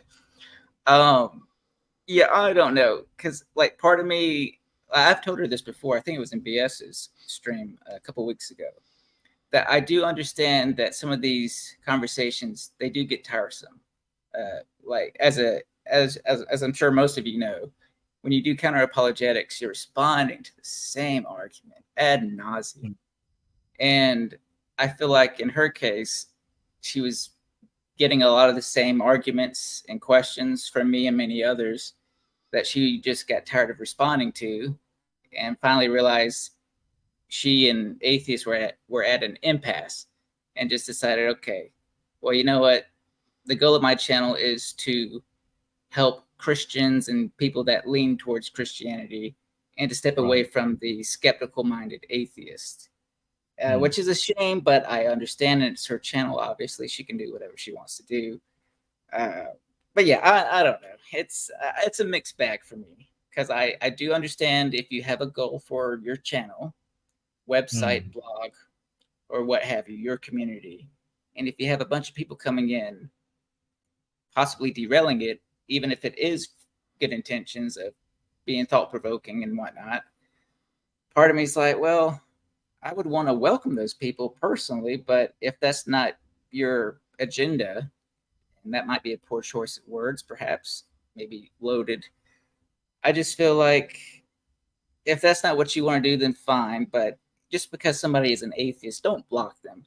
But again, if they're being toxic and they're saying a bunch of ridiculous, redundant nonsense, then I understand blocking them. But for example, I think she ended up blocking you, B.S. Lewis, and a few others, and I'm like, I don't think they struck me as edgelords, but who, me? I'm not edgelord status yet. Well, I mean, you're pretty edgy, but no, but I will say, was my last question unique? The fulfillment of the law with the stoning. As in you? No, that was everybody. She walked it back since then. She just went impulsive. Yeah, I thought she blocked you, which I could be mistaken. I don't know. I mean, I don't know if I was blocked or not. I don't take any particular offense to it. It's just, you know, I wasn't aware that I had said anything that was that, because I'm rarely at Bread of Life's channel. Like, that's very rare for me to be there. I'm glad you mentioned that, because, you know, I say all this, but sometimes I do wonder, since this all happened, would I still be as charitable to her if I was the one who got blocked? Because I don't know if it's a bias that has synced in and I don't realize it, which it very well could be. Well, the criteria that she gave on her last community post was that you are welcome on my channel if you're a person who is, 1, sincerely seeking God, 2, committed to being respectful towards people, and 3, committed to being respectful towards God. Now, number two, I've got no problem with. I am 100% committed to being respectful towards people. Yeah. Number one, as I've told her before, because I asked to go on her channel and she sort of said that she wasn't engaging with atheists anymore, and that I'd have to be sincerely seeking God. And it's sort of like, well, I'm sincerely seeking the truth. If the truth is God, then that is what I'm seeking. But I'm not convinced of that. But it sounds like kind of a silly rule. Right. It's sort of that you have to think that the truth is God before you can even discuss it with her. Yeah. They all rule out atheists. You have to agree with me before you finally commit to the exact same path. Well, that's my concern. Could I pose a question to everybody here off the back of that? Sure. What do you think the implications are of a policy like that on the winning of new souls and the actual conversion of people toward that ideology? Because if you are somebody that is already leaning towards doing that anyways, then I don't think that's... I mean, sure, it's a conversion, fine, but it's really not... I guess maybe it's a misconception on my part, but I don't think that it's necessarily as much of a legitimate one as somebody who is going in there genuinely skeptical and genuinely on the fence in terms of their perspective on things and having their mind won over at that point. So I think that there's a lot of people she's going to push away more people. She's going to push away more people than she will gain. Yeah, so by doing this. I mean, well, I'm not sure that's true. I'm not sure that's true. I would. This is complete speculation kind of thing.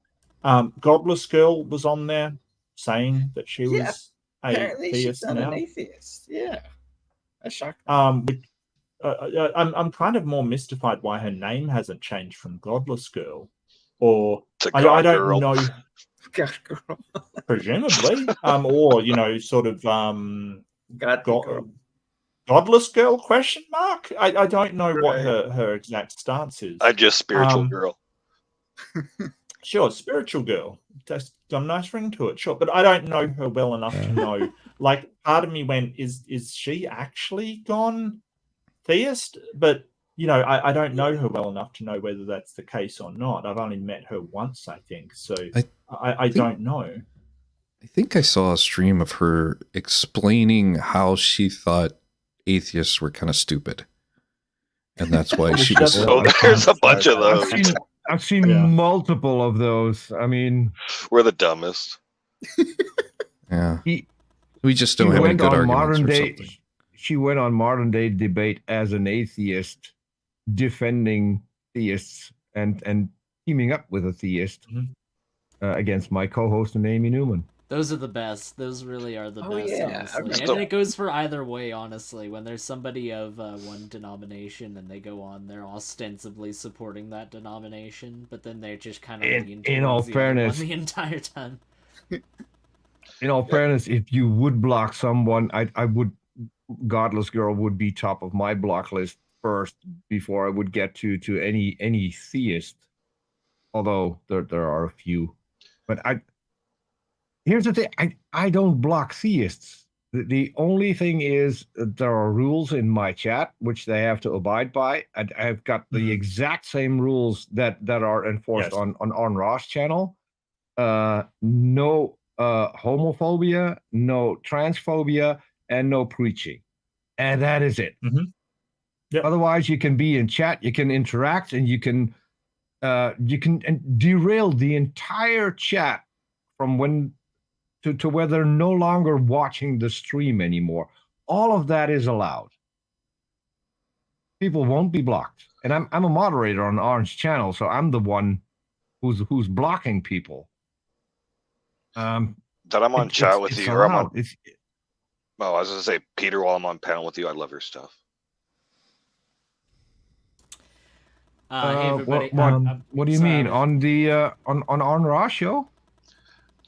Just a lot of your editing, a lot of your stuff. I love your on Otangelo What Is Love video. I actually put it to one of my videos because it was so funny.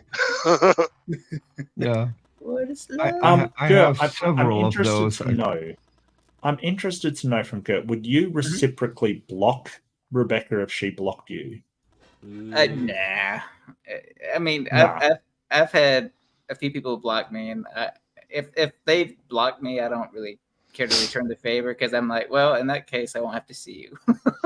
Well, that's the case. She actually did block me, and I told her I will not block her because I would enjoy having these conversations with her. But it sounds like she doesn't want to have the conversations anymore, so I can't force her to have the conversation. No, of course not. No, of course I'd feel like a hypocrite if I were to block her, because if we're criticizing her blocking atheists and then we block her, then we have no leg to stand on anymore. That's a very good point. Which is why I would not block her. I would try to convince her to follow my lead and not block atheists. But even if that doesn't work, I still see no reason to block her, because as you've rightfully said, Mark, she's not being a dick in chat or on a stream. She's always been nice to talk to. So why would you? Aiden, why would you you've block got that someone noise like that? again, mate. Oh my gosh, I'm sorry. I didn't realize. I'm sorry. I was actually just okay. Hey, Sounds like a hamster on a wheel. You don't need to mock me like that, sir. It's a condition. It's actually a tick that I have, so you're actually being a realist right now. No, I'm just don't believe you. You know what? You can be skeptical all you want, but prove I don't have that tick, Mark. Prove I don't have that tip. Checkmate. Right, but I'm blocking Aiden. I'm gonna. Gosh dang it. Well, I'm gonna go eat dinner anyways. But it was nice meeting all of you guys. You guys have a nice to meet you. Thanks, Aiden. Really one appreciate thing. it. At least we can blame you. I just did a show with Jackson Wheat, and I was attacked by my dog pretty much during the entire first half of the show. I had to literally throw him off me. So my dog watches Arn Ra far too much and picks up all the bad things that Arn's dogs do during his streams. Bad influence. You heard it first. Aaron Ra's dogs are a bad influence on other dogs. I've told Arn this. I've told Arn this on air, because my dog started barking when his dog started barking. Even though I wear earbuds, he could still hear Arn's dogs and was responding to Arn's dog. So I turned on my mic so Arn could enjoy a little bit of my dog as well. Can I want to ask a question. Are theists afraid of atheists? Yes. I think overall, my like take in is general, yes. My take is those who aren't 100% convinced, definitely. Because if you start making sense, you start sowing doubt, and that's the one thing. And I don't want to take away from the fact that some theists, my best friend is a Christian, and I'm never going to deconvert him, because he gets a lot out of his religion. He's sincere in everything. He's even sincere when he says, I don't know if God exists, but I like to believe it. So,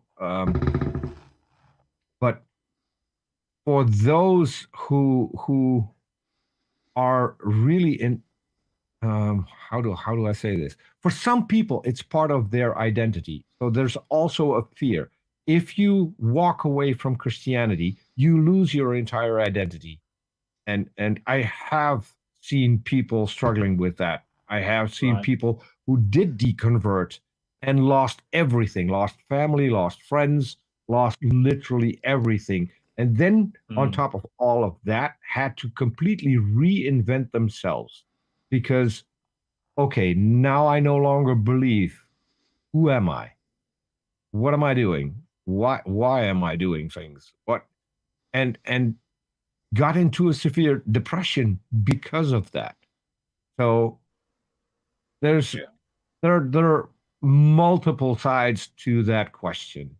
It's not because you make sense, because there are theists, and we've all encountered them, that no matter how many evidence you present, they will put the fingers in their ears and say no, and have won the conversation. So they're invested. Yeah. I reinvented myself as Jimmy Tux, but it was already taken. Oh, damn. I was going to reinvent myself as Jimmy Tux. Damn it. Y'all Damn have the it. same haircut. Mark Wait, Mark isn't Jimmy Tux? What? I'm just trying to be like Jimmy. Yeah. I tried to reinvent myself as Trump, but in fact, the eagle liked me and didn't attack me, so that didn't work. Yeah, now I'm friends with an eagle. Can I bring up it's kind of partially related, partly not, but issue.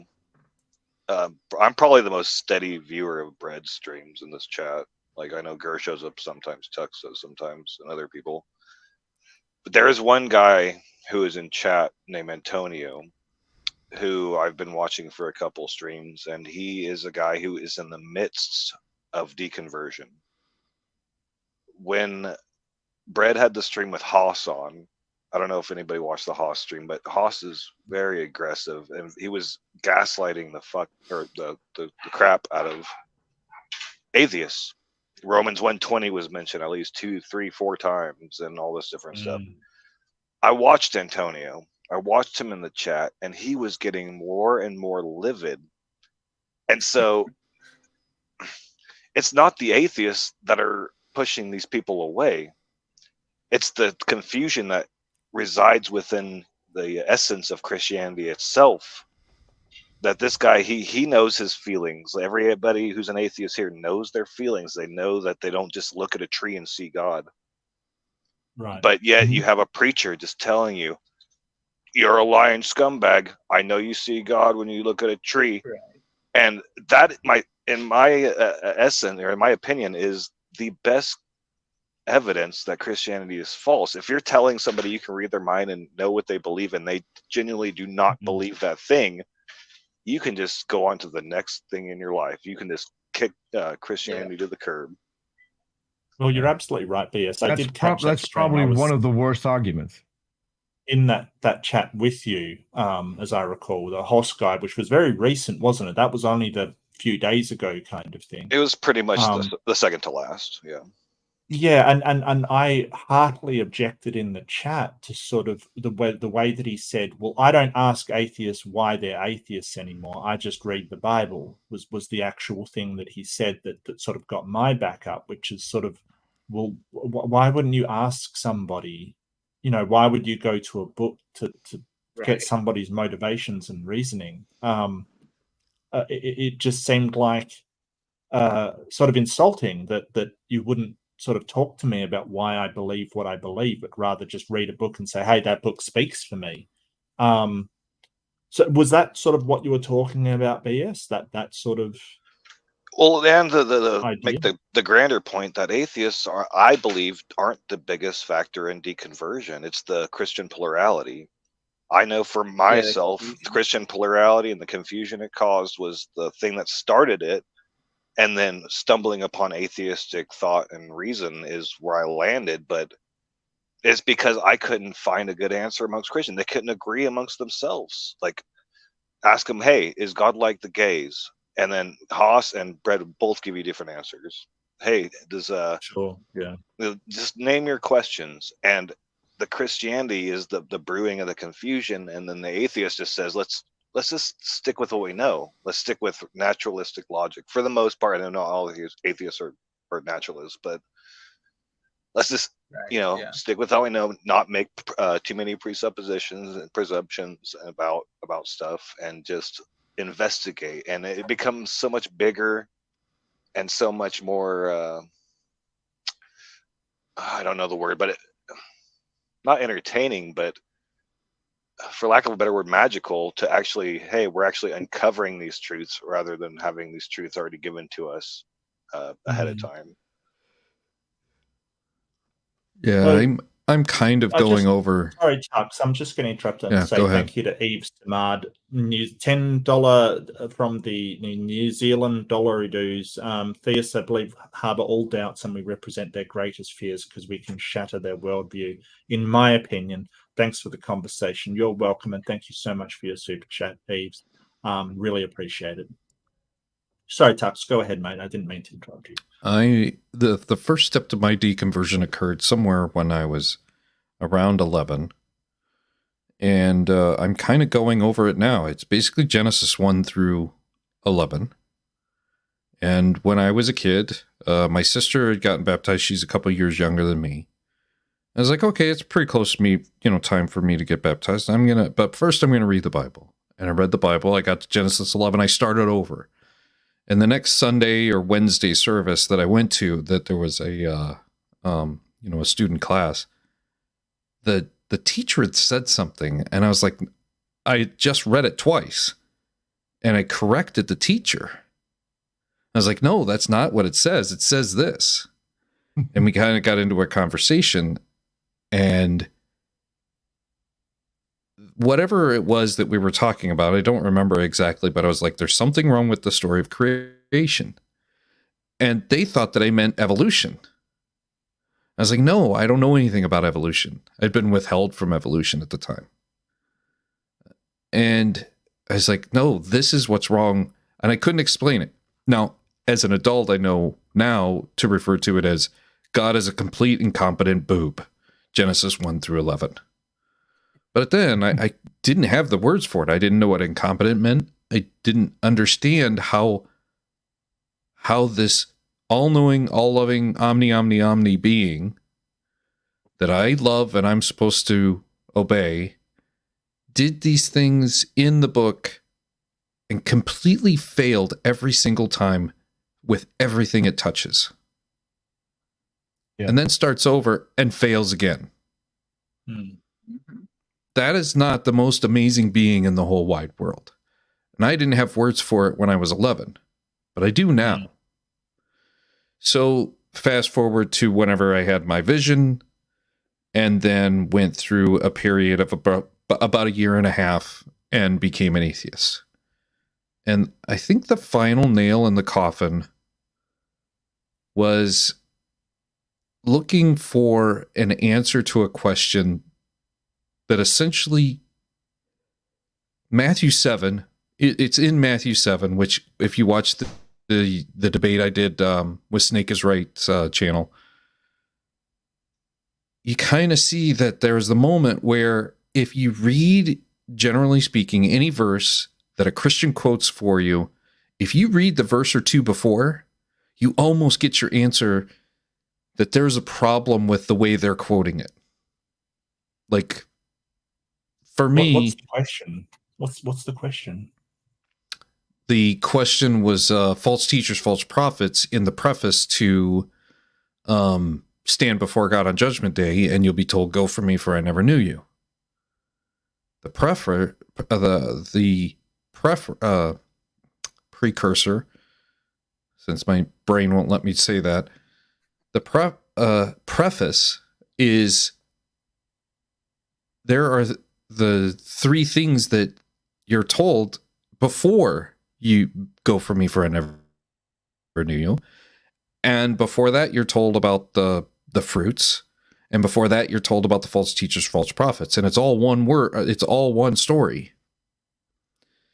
And that was kind of the thing. And so, for instance, last week when I was on JP's channel, they wanted to go to Philippians 2. That almost every single Christian just says, every knee shall bow, every tongue shall confess. But there's a lot of words in between there. And if you read all of those words, it's not nearly as snappy. And it doesn't make sense. So if you take out the fodder words that they want to ignore and you put them back in, there's no weight to it. It's gone. It's like the difference between... No, go ahead. And it's funny. It's funny that if you are an atheist and you quote a verse, you automatically take it out of context. Automatic, yeah. That's my newest short. Yeah, it's in context though. This one's in context, but that's what it seems like. It always boils down to if a Christian will say, will quote a happy Bible verse, all the other Christians take it without question. as soon as a skeptic or a Christian who just has a troubled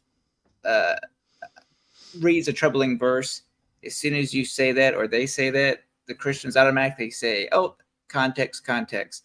They don't care about context when it's happy. Not just a troubled verse. I've had Christians react like that to the good verses, and one of my favorites, 1 Peter 3:15.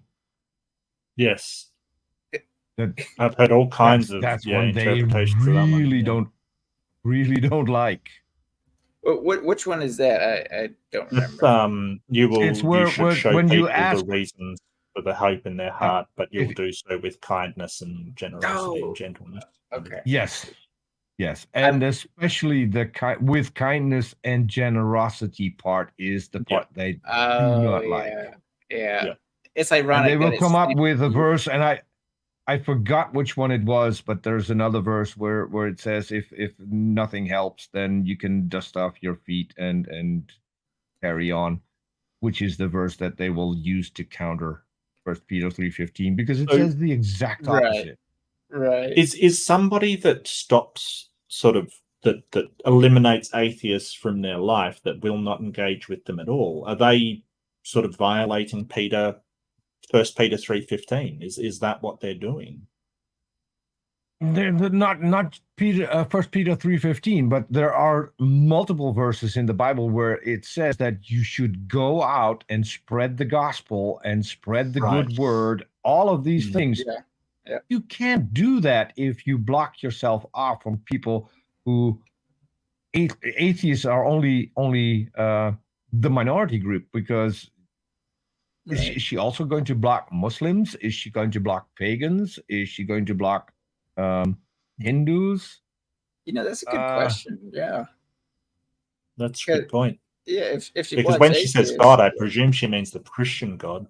Not if you're genuinely seeking Shiva, you're welcome on her channel. No, she doesn't mean that. She's an inclusivist, so she thinks anybody who thinks there's a creator thinks that. Okay, but they believe in Jesus, but they don't know it's Jesus. Oh, okay. Gotcha. What I'd be curious about is she only blocking atheists? Because if that is the case, I would like to have a chat with her offline, because then I'm 100% sure that there's a whole different reason for all of this that no one is supposed to hear. Every atheist fails the first criteria. Pry into it. If you don't believe in God, there's no God to seek. So you fail the first criteria. Yeah. I'm willing to believe that those rules are set up for a reason as well, then, right? Because that means that you're only going to block off atheists.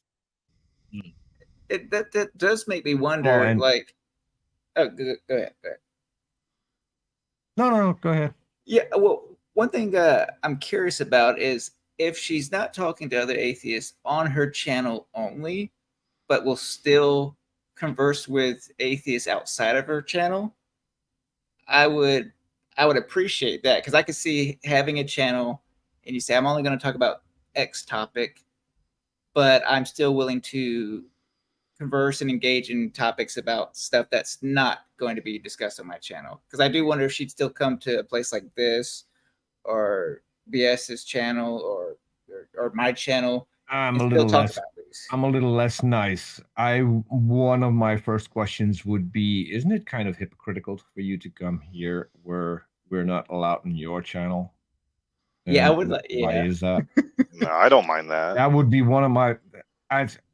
I wouldn't be a dick about it, but I would point it out that is hypocritical. If you're going to block people on your channel and then go on other people's channel in order to talk to the atheists, then those rules you put in place aren't your rules, apparently.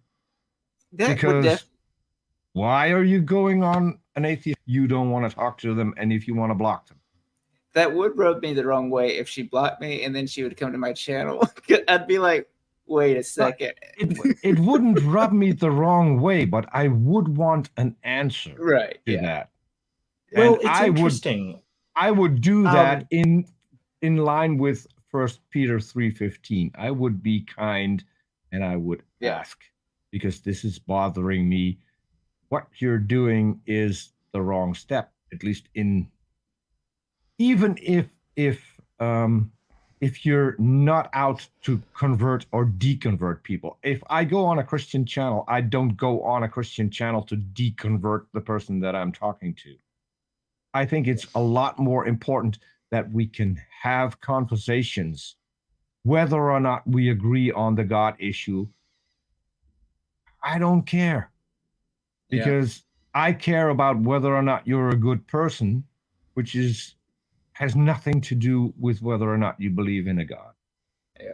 Well, it's interesting because she sort of made an apology to me in one video, because she, like I said, I wanted to talk with her and come on her show, and she said, no, I'm not talking to atheists. And then like a couple of days later, she was talking to atheists. So she sort of said, sorry, like, you know, that just happened and it's not against you. And it's just, I don't feel any particular, I'm like, you get to choose who you talk to. That's fine. But, yeah, it's interesting. But B.S. Lewis has shared a video, so yeah, I will play this. So do bear with me. I do apologize. Bear with me, and then I'll play B.S. Lewis's 1 minute video. Today we're going to look at why I hate religion, because of the way it destroys relationships. B.S. Lewis. I love B.S. Lewis. He has brought me a lot of joy. His jokes crack me up.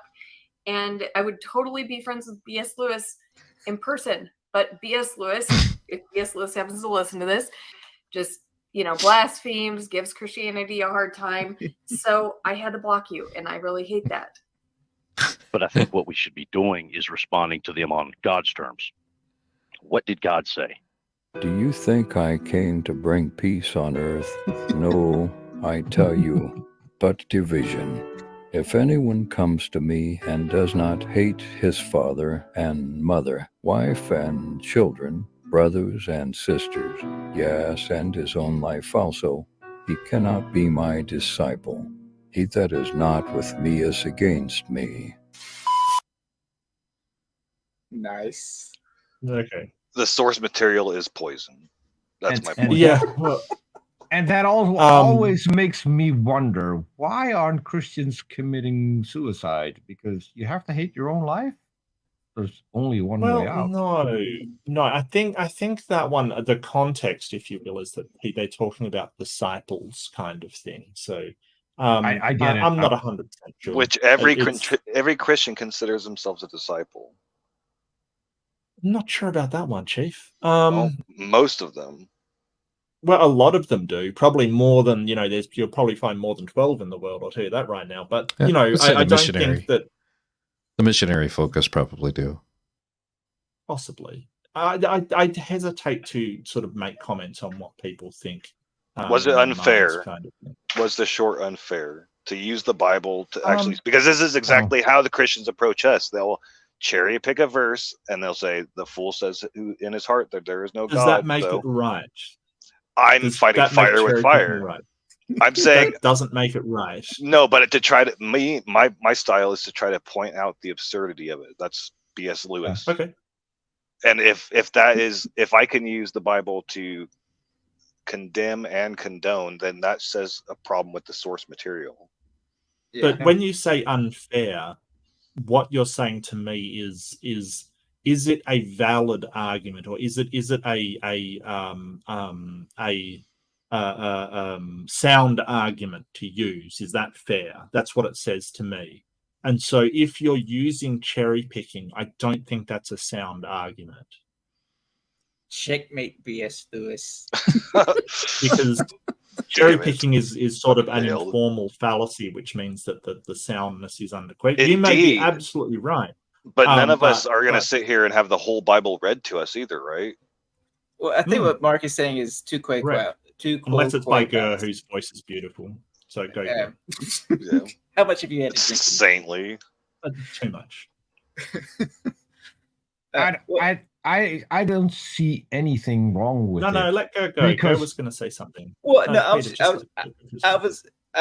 Mark, I just want to say I appreciate you and I appreciate the stream, but I do have to go. I've got work in the morning. It's 11 sure, not a problem, mate. Thank you so much for your time. I really appreciate you coming. Oh yeah, I really do. I would have joined earlier, but I didn't get the email until I didn't read it until probably 30 minutes ago. Look, this is just me being me. I thought about this for a couple of days and sort of I went, no, I've got to do a stream on this. And suddenly I was doing a stream on this like that night kind of thing because I was I felt it overcome me and my brain would not turn off. So I had to do a stream on it. I am the same way. I never, well, it's rare that I planned. I just, I've got something to say. I got to say it right now. If I don't, well, it drive me bonkers. It wasn't right now, but I felt like my thoughts were everywhere and I wanted to, I really wanted to hear from you guys who have contributed, or I see it as at least contributing partly to the success of Bread of Life. I can't say it any other way because the reason why I watch these things is because there were atheists giving their view, or Leo explaining cosmology, or Peter explaining his point of view. That's the reason why I tuned in. So I can only assume that's the reason why a lot of people tuned in. Yes, it's so much better than Praise I Am's Dumpster Fires. I haven't watched him in months because Praise I Am, like, he'll have everybody on, and I do mean everybody. And as you know, Mark, you've been there. Like, it is a dumpster fire. So I will give Rebekah one thing. At least her channel is nice. Yes, absolutely. Like, regardless. I absolutely 100% agree. And sort of praise. The reason why I went to his channel was because it was a dumpster fire. Because that is the challenge. That's why I went originally. That I made for myself. Can I take on sort of six theists who are all like, can I take the heat? Yeah. And the odd atheist, I might point out, because you have silenced me more than once on Praise's channel. Because I'm an idiot and I mirror behavior. So when I'm in this cesspool of idiots, I become an idiot myself. And I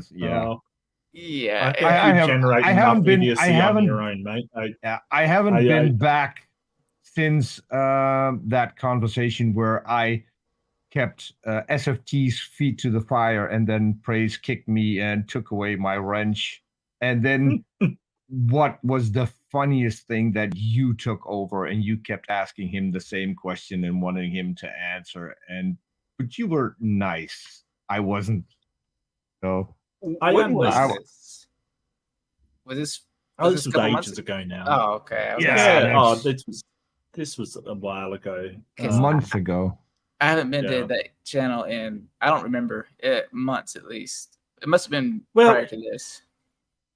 So when I go to channels, for a start, I won't go to a channel that its subject is not what I want to discuss. Like a lot of the stuff Praise has been doing lately has been soteriology, which is sort of how it's saved or whatever, their interpretation of sages in the Bible kind of thing. Which I got no dog in the race on that one, quite frankly. So I just don't care. And stuff like, this person is garbage and they're wrong because their Christianity is wrong. I don't. Fight among yourselves. I'm not, and I'm not going to derail something to try and talk about atheism. Haven't you seen that he is an esteemed author now who is completely completely debunked Dr. Josh's book about slavery in the Bible? Oh my God! He wrote a book. He wrote a book. Yes, about slavery in the Bible. I kind of wanted to challenge him on that, but to be quite honest with you, I saw the stream and it had like 5 people watching, and I'm like, that's just sad. That's just like his debut stream was just. I love the index. It started with A, and then that was about this topic, and then B, and that was about that topic. Not numbers for your chapters, but A, B, C, D. That's weird. I've never. That is weird. The only thing that should be in like sort of letter value is appendices. Right. Yeah. No. So usually you have chapter 1. He has chapter A, and then comes chapter B. I mean, Okay, that's weird. What a joke. Was probably really weird. Divinely inspired or something. I don't know. Didn't Dr. Josh already kick his ass once already in a debate on that very topic? More than once. Oh my God. I'm out of the loop. He keeps telling everybody he's sort of, I don't know, Praise is sort of this sort of debate bro that goes, I've beaten you so much kind of thing. He even said it to me kind of thing. And he sucks at it. All right, well, I'm out of here. Y'all have a good one. Thanks again. All right, I'm leaving you too. Good night, Gur. See you. I posted in the private chat a link to be a guest on the show, so you can click on over there when you're done here. I'm gonna head over and start my stream and try to get it done by. I promised Doc Dino I'd be over on his because I perfect. He did tell me he was doing something tomorrow, but I sort of interrupted it. But so I still apologize, Tux. It's just I said I'd be over there. Yeah, no problem. I don't. Yeah, but do go to Tux's if you're looking for another stream. Doc Dino's also running if you're looking for another stream. I probably will wind it up, but one of the questions I wanted to ask, and I have actually a lot of these questions down here, the questions that I wanted to ask to see what you guys thought. How do we respectfully and kindly tell Christians that they're not the special people anymore? Just rip the Band-Aid off. Yeah. I'm not even joking. Like, I think Doug does do some variation of "you're not special." He just says, "Sorry, Christians, you're not special." But I want to be able to say, "Hey, like I understand not going to do the that." Trick. Yeah, your religion sort of says that you're special people and that your morals and values have a special place in our society. But society's getting to the point where that's not the case. Like it doesn't. So the reason why I say is I look at Australia, right? So just recently, Christians dropped to about 46% of the population, and atheists went to about 41, 42. Bye, Tux. Take care, mate. It was really good to have you on. Thank you very much for your time. I really appreciate that. So with these percentages, right, there's about 40-something. Christians in Australia have to understand that they're not special anymore, that they don't get to decide who's in the right and who's in the wrong, and that their book has no real influence. That don't get me wrong, their opinions are important because they are people in society, but their morals and standards are no more important than mine or yours, Peter, or yours, B.S. Lewis. We all have our opinions on this thing. Can I be just blatantly honest? Sure, I don't think it's absolutely. I don't think it's a good thing to use. If what it will do is people will dig in their heels and they will want you to take that back. And they might not even feel that special. But when you say that, that's going to ruffle some feathers. I wouldn't use it. Instead, I would just argue on specific points where you differ. When it comes to abortions, gay marriage, acceptance of trans people, gender confirming. Yeah. But we have to realize those aren't religious issues. Because bread is a good example that those aren't religious issues. Not necessarily, sure. Yeah. But I mean, most of the pushback to the LGBT community is coming from religious communities. I don't think that's even arguable. From the fundamentalist Christian, and keep in mind those people fund a lot of politicians. So that's where because when you look at what the majority of people thinks, I don't think they agree with the policies that are being made in the US right now. They don't agree with that. But it's a small part that has a lot of funding. Right. And I don't know if have you watched Happy Shiny People? Isn't that the one about the Duggars? The Yes. religion of the Duggars? Yeah, I haven't Yes. seen it. No, I sort of, you know what?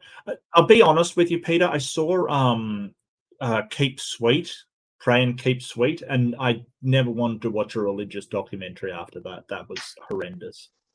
This sheds a light on the cult that these people are in, and you will be surprised to see how much money goes around in these circles. Oh, I probably wouldn't, Peter. Like, I understand. Like, the lobbying is but intense. it's so my understanding for this is that you get an idea where the political climate that we see in the US today is coming from, and the people who are behind it, and how maybe to fight those people. Okay. I'm gonna bounce out, but can I answer your question quickly? Yeah, of course. Thanks, BS. I really appreciate you being here, mate. It's been fantastic. Yeah, I can't speak for Australia, but I can speak to America. We are on a trend of losing religiosity. So my recommendation would be keep doing what we're doing. In the YouTube sphere and a more local sphere is just keep doing what you're doing. You know, voices like yours, Mark, where you are a more logical, even-tempered kind of guy, are going to reach a certain demographic of people. People with me with wild, satirical craziness and everything in between is going to be reaching people. And Christians aren't unlike atheists. They all have different personalities. And so my thing is just to, it's not even against Christianity in general, it's just supernatural belief. But I don't expect you guys to have that same beef. So if I can just convince people to live in one world rather than be split between two worlds, then I'm a happier camper, because I get more confidence in my neighbor to be grounded in the same reality that I am. I couldn't agree. Don't get me wrong. I don't think you're doing anything wrong. Yeah, I think that people do need different approaches. Absolutely, I 100% agree. It's literally why I'm supporting so many channels, because I think we shouldn't have a few big channels that do this work. We need a ton of maybe tiny channels with different approaches, because different people need different approaches, and the more people we can get, and the more different approaches we can get, the more success you will have to finally convince people that what they believe might not be 100% true. Yeah, and with that, thank you, Mark, for having me on, and Peter. Thank you so much. Pleasure to meet you, Peter. All right, ta-ta. No, you've got to know Peter to be an inner circle atheist, mate. You've got to. You have to. So, Peter, it's been an absolute pleasure talking with you. Thank you so much. I haven't seen you in a while, and I've really missed you. So it's probably my fault. I've ramped up sort of what I've been doing on the channel, which it's it's my fault. So I've been doing a lot of stuff in real life. I'm building stuff attached to my house, getting rid of several trees. Extension? So okay, gotcha. Yeah. I'm building a porch, and I wanna build a porch that I can close off in winter, so we have kind of an extra room that we can still heat up and because the cabin itself is tiny, so we need every bit of extra space. And that sounds fantastic. Yeah, cool. And I wish I could do stuff like that. But useless. A few other fun things. I'm finishing up my two favorite scooters, and then I need to get rid of at least 3, I think. 2 or 3. Because I have 5 now. It's a bit much for one person. So. Well, it's good that you're busy. But I've been busy as well, mate. So I've been like, I feel really bad. I haven't been able to get to Amy's as much as I've liked. I'll drop by occasionally when the times sort of mesh up, but usually I'm doing things and active. And I want to say to everybody out there in the reading room that Peter is the person who almost at gunpoint forced me to start a channel, and he is an absolute champion. So Thank you so much, Peter, for everything you've done, and thank you for much starting love, a man. channel. For starting Well, a channel, because I still been a learn ride. from you. I still learn from you, although I've seen you on some streams, and I think, hey, he picked up a few things from me as well, because absolutely. He's at times just a little bit more aggressive and doesn't want to. If a question is asked, I want you to answer that question, and if you don't answer it, I'll just keep repeating the question until you do, which I think is brilliant. Peter. Sometimes that's more still, than appropriate. Yeah. Yeah, but you still have this calm about you that I completely lack, and you have the ability to, when things tend to go towards a dumpster fire, you have the ability to bring it down and to calm everyone else in the room, and you also have a little bit of that authority where you can do it, and even whether it's Christians or atheists, they will listen to you. I've noticed. So I need to learn to do that. Really flattering. I don't know what I'm doing, Peter. I'm just doing my best, and that's all, mate. That's it. So that's all we can all do, right? Is do our best, try and get better. But it's been a fascinating conversation, and I still think there's ways that we can always improve how we engage with people, or improve our personal style in engaging with people. And so I guess this one has been about me trying to improve how I am. And I want to say that if there's any theists still watching out there, I am not as scary as I come across in debates. Like, really, people think I'm this monster, this horrible person. I'm really not. Like, that's not what I am. So yeah, thank you so much, everybody, and thank you, Peter. I really appreciate you coming on. It's been really good. So I'm going to run my banner, and yeah, have you got anything on at the moment? I have one more thing to say. I hope Rebekah watches this and rethinks her decision. I don't think it's a good decision. I don't think anyone is going to benefit from it, and so. But except maybe her.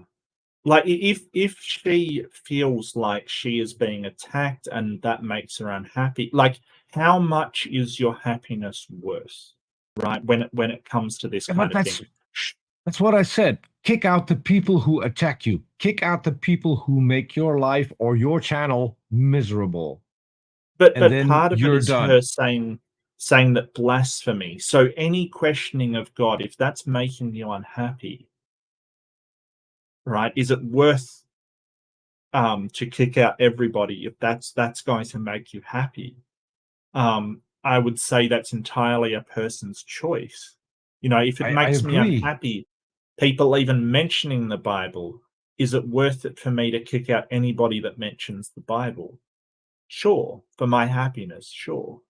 I don't agree with that it's a good idea, but you know, that's her channel. Yeah.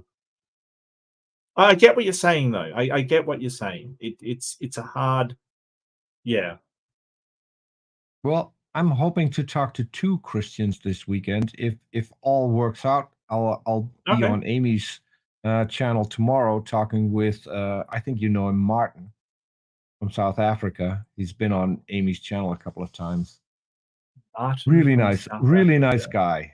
You and Martin would get along.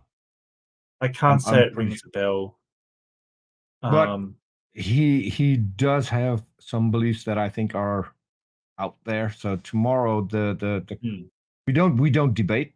We agreed on a conversation, and the topic is evidence for demons. Evidence for demons. Okay, that's interesting. That's really interesting. Yeah, I would probably really enjoy that. And that's on Amy's tomorrow night. Yeah, he made a video for me on his channel, and part of his evidence is this very obscure guy that has a YouTube channel called Arn Ra. That's a clip of Arn is evidence for demons. Oh, okay. So all right. Well, and then on Saturday I have a Christian on that I fought a lot with on Twitter because I had him on my show. Then that was when I still recorded and I had no video, so I recorded it. We did a show and through Skype, I think. Yeah, it was still using Skype. And then I recorded that and then put a picture over it and posted that on YouTube. And then my hard drive crashed and I lost I think at least 5 conversations, one of which was a guy who worked for Answers in Genesis, and he was mad as well. But yeah, I didn't have a copy, so it took me, I think, the better part of 3 years to get him back on the channel. And as a co-host, I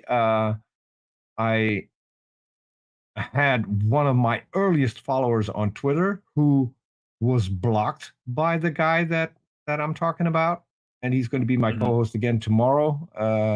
He goes by the name of Scientia Perceptum, I think.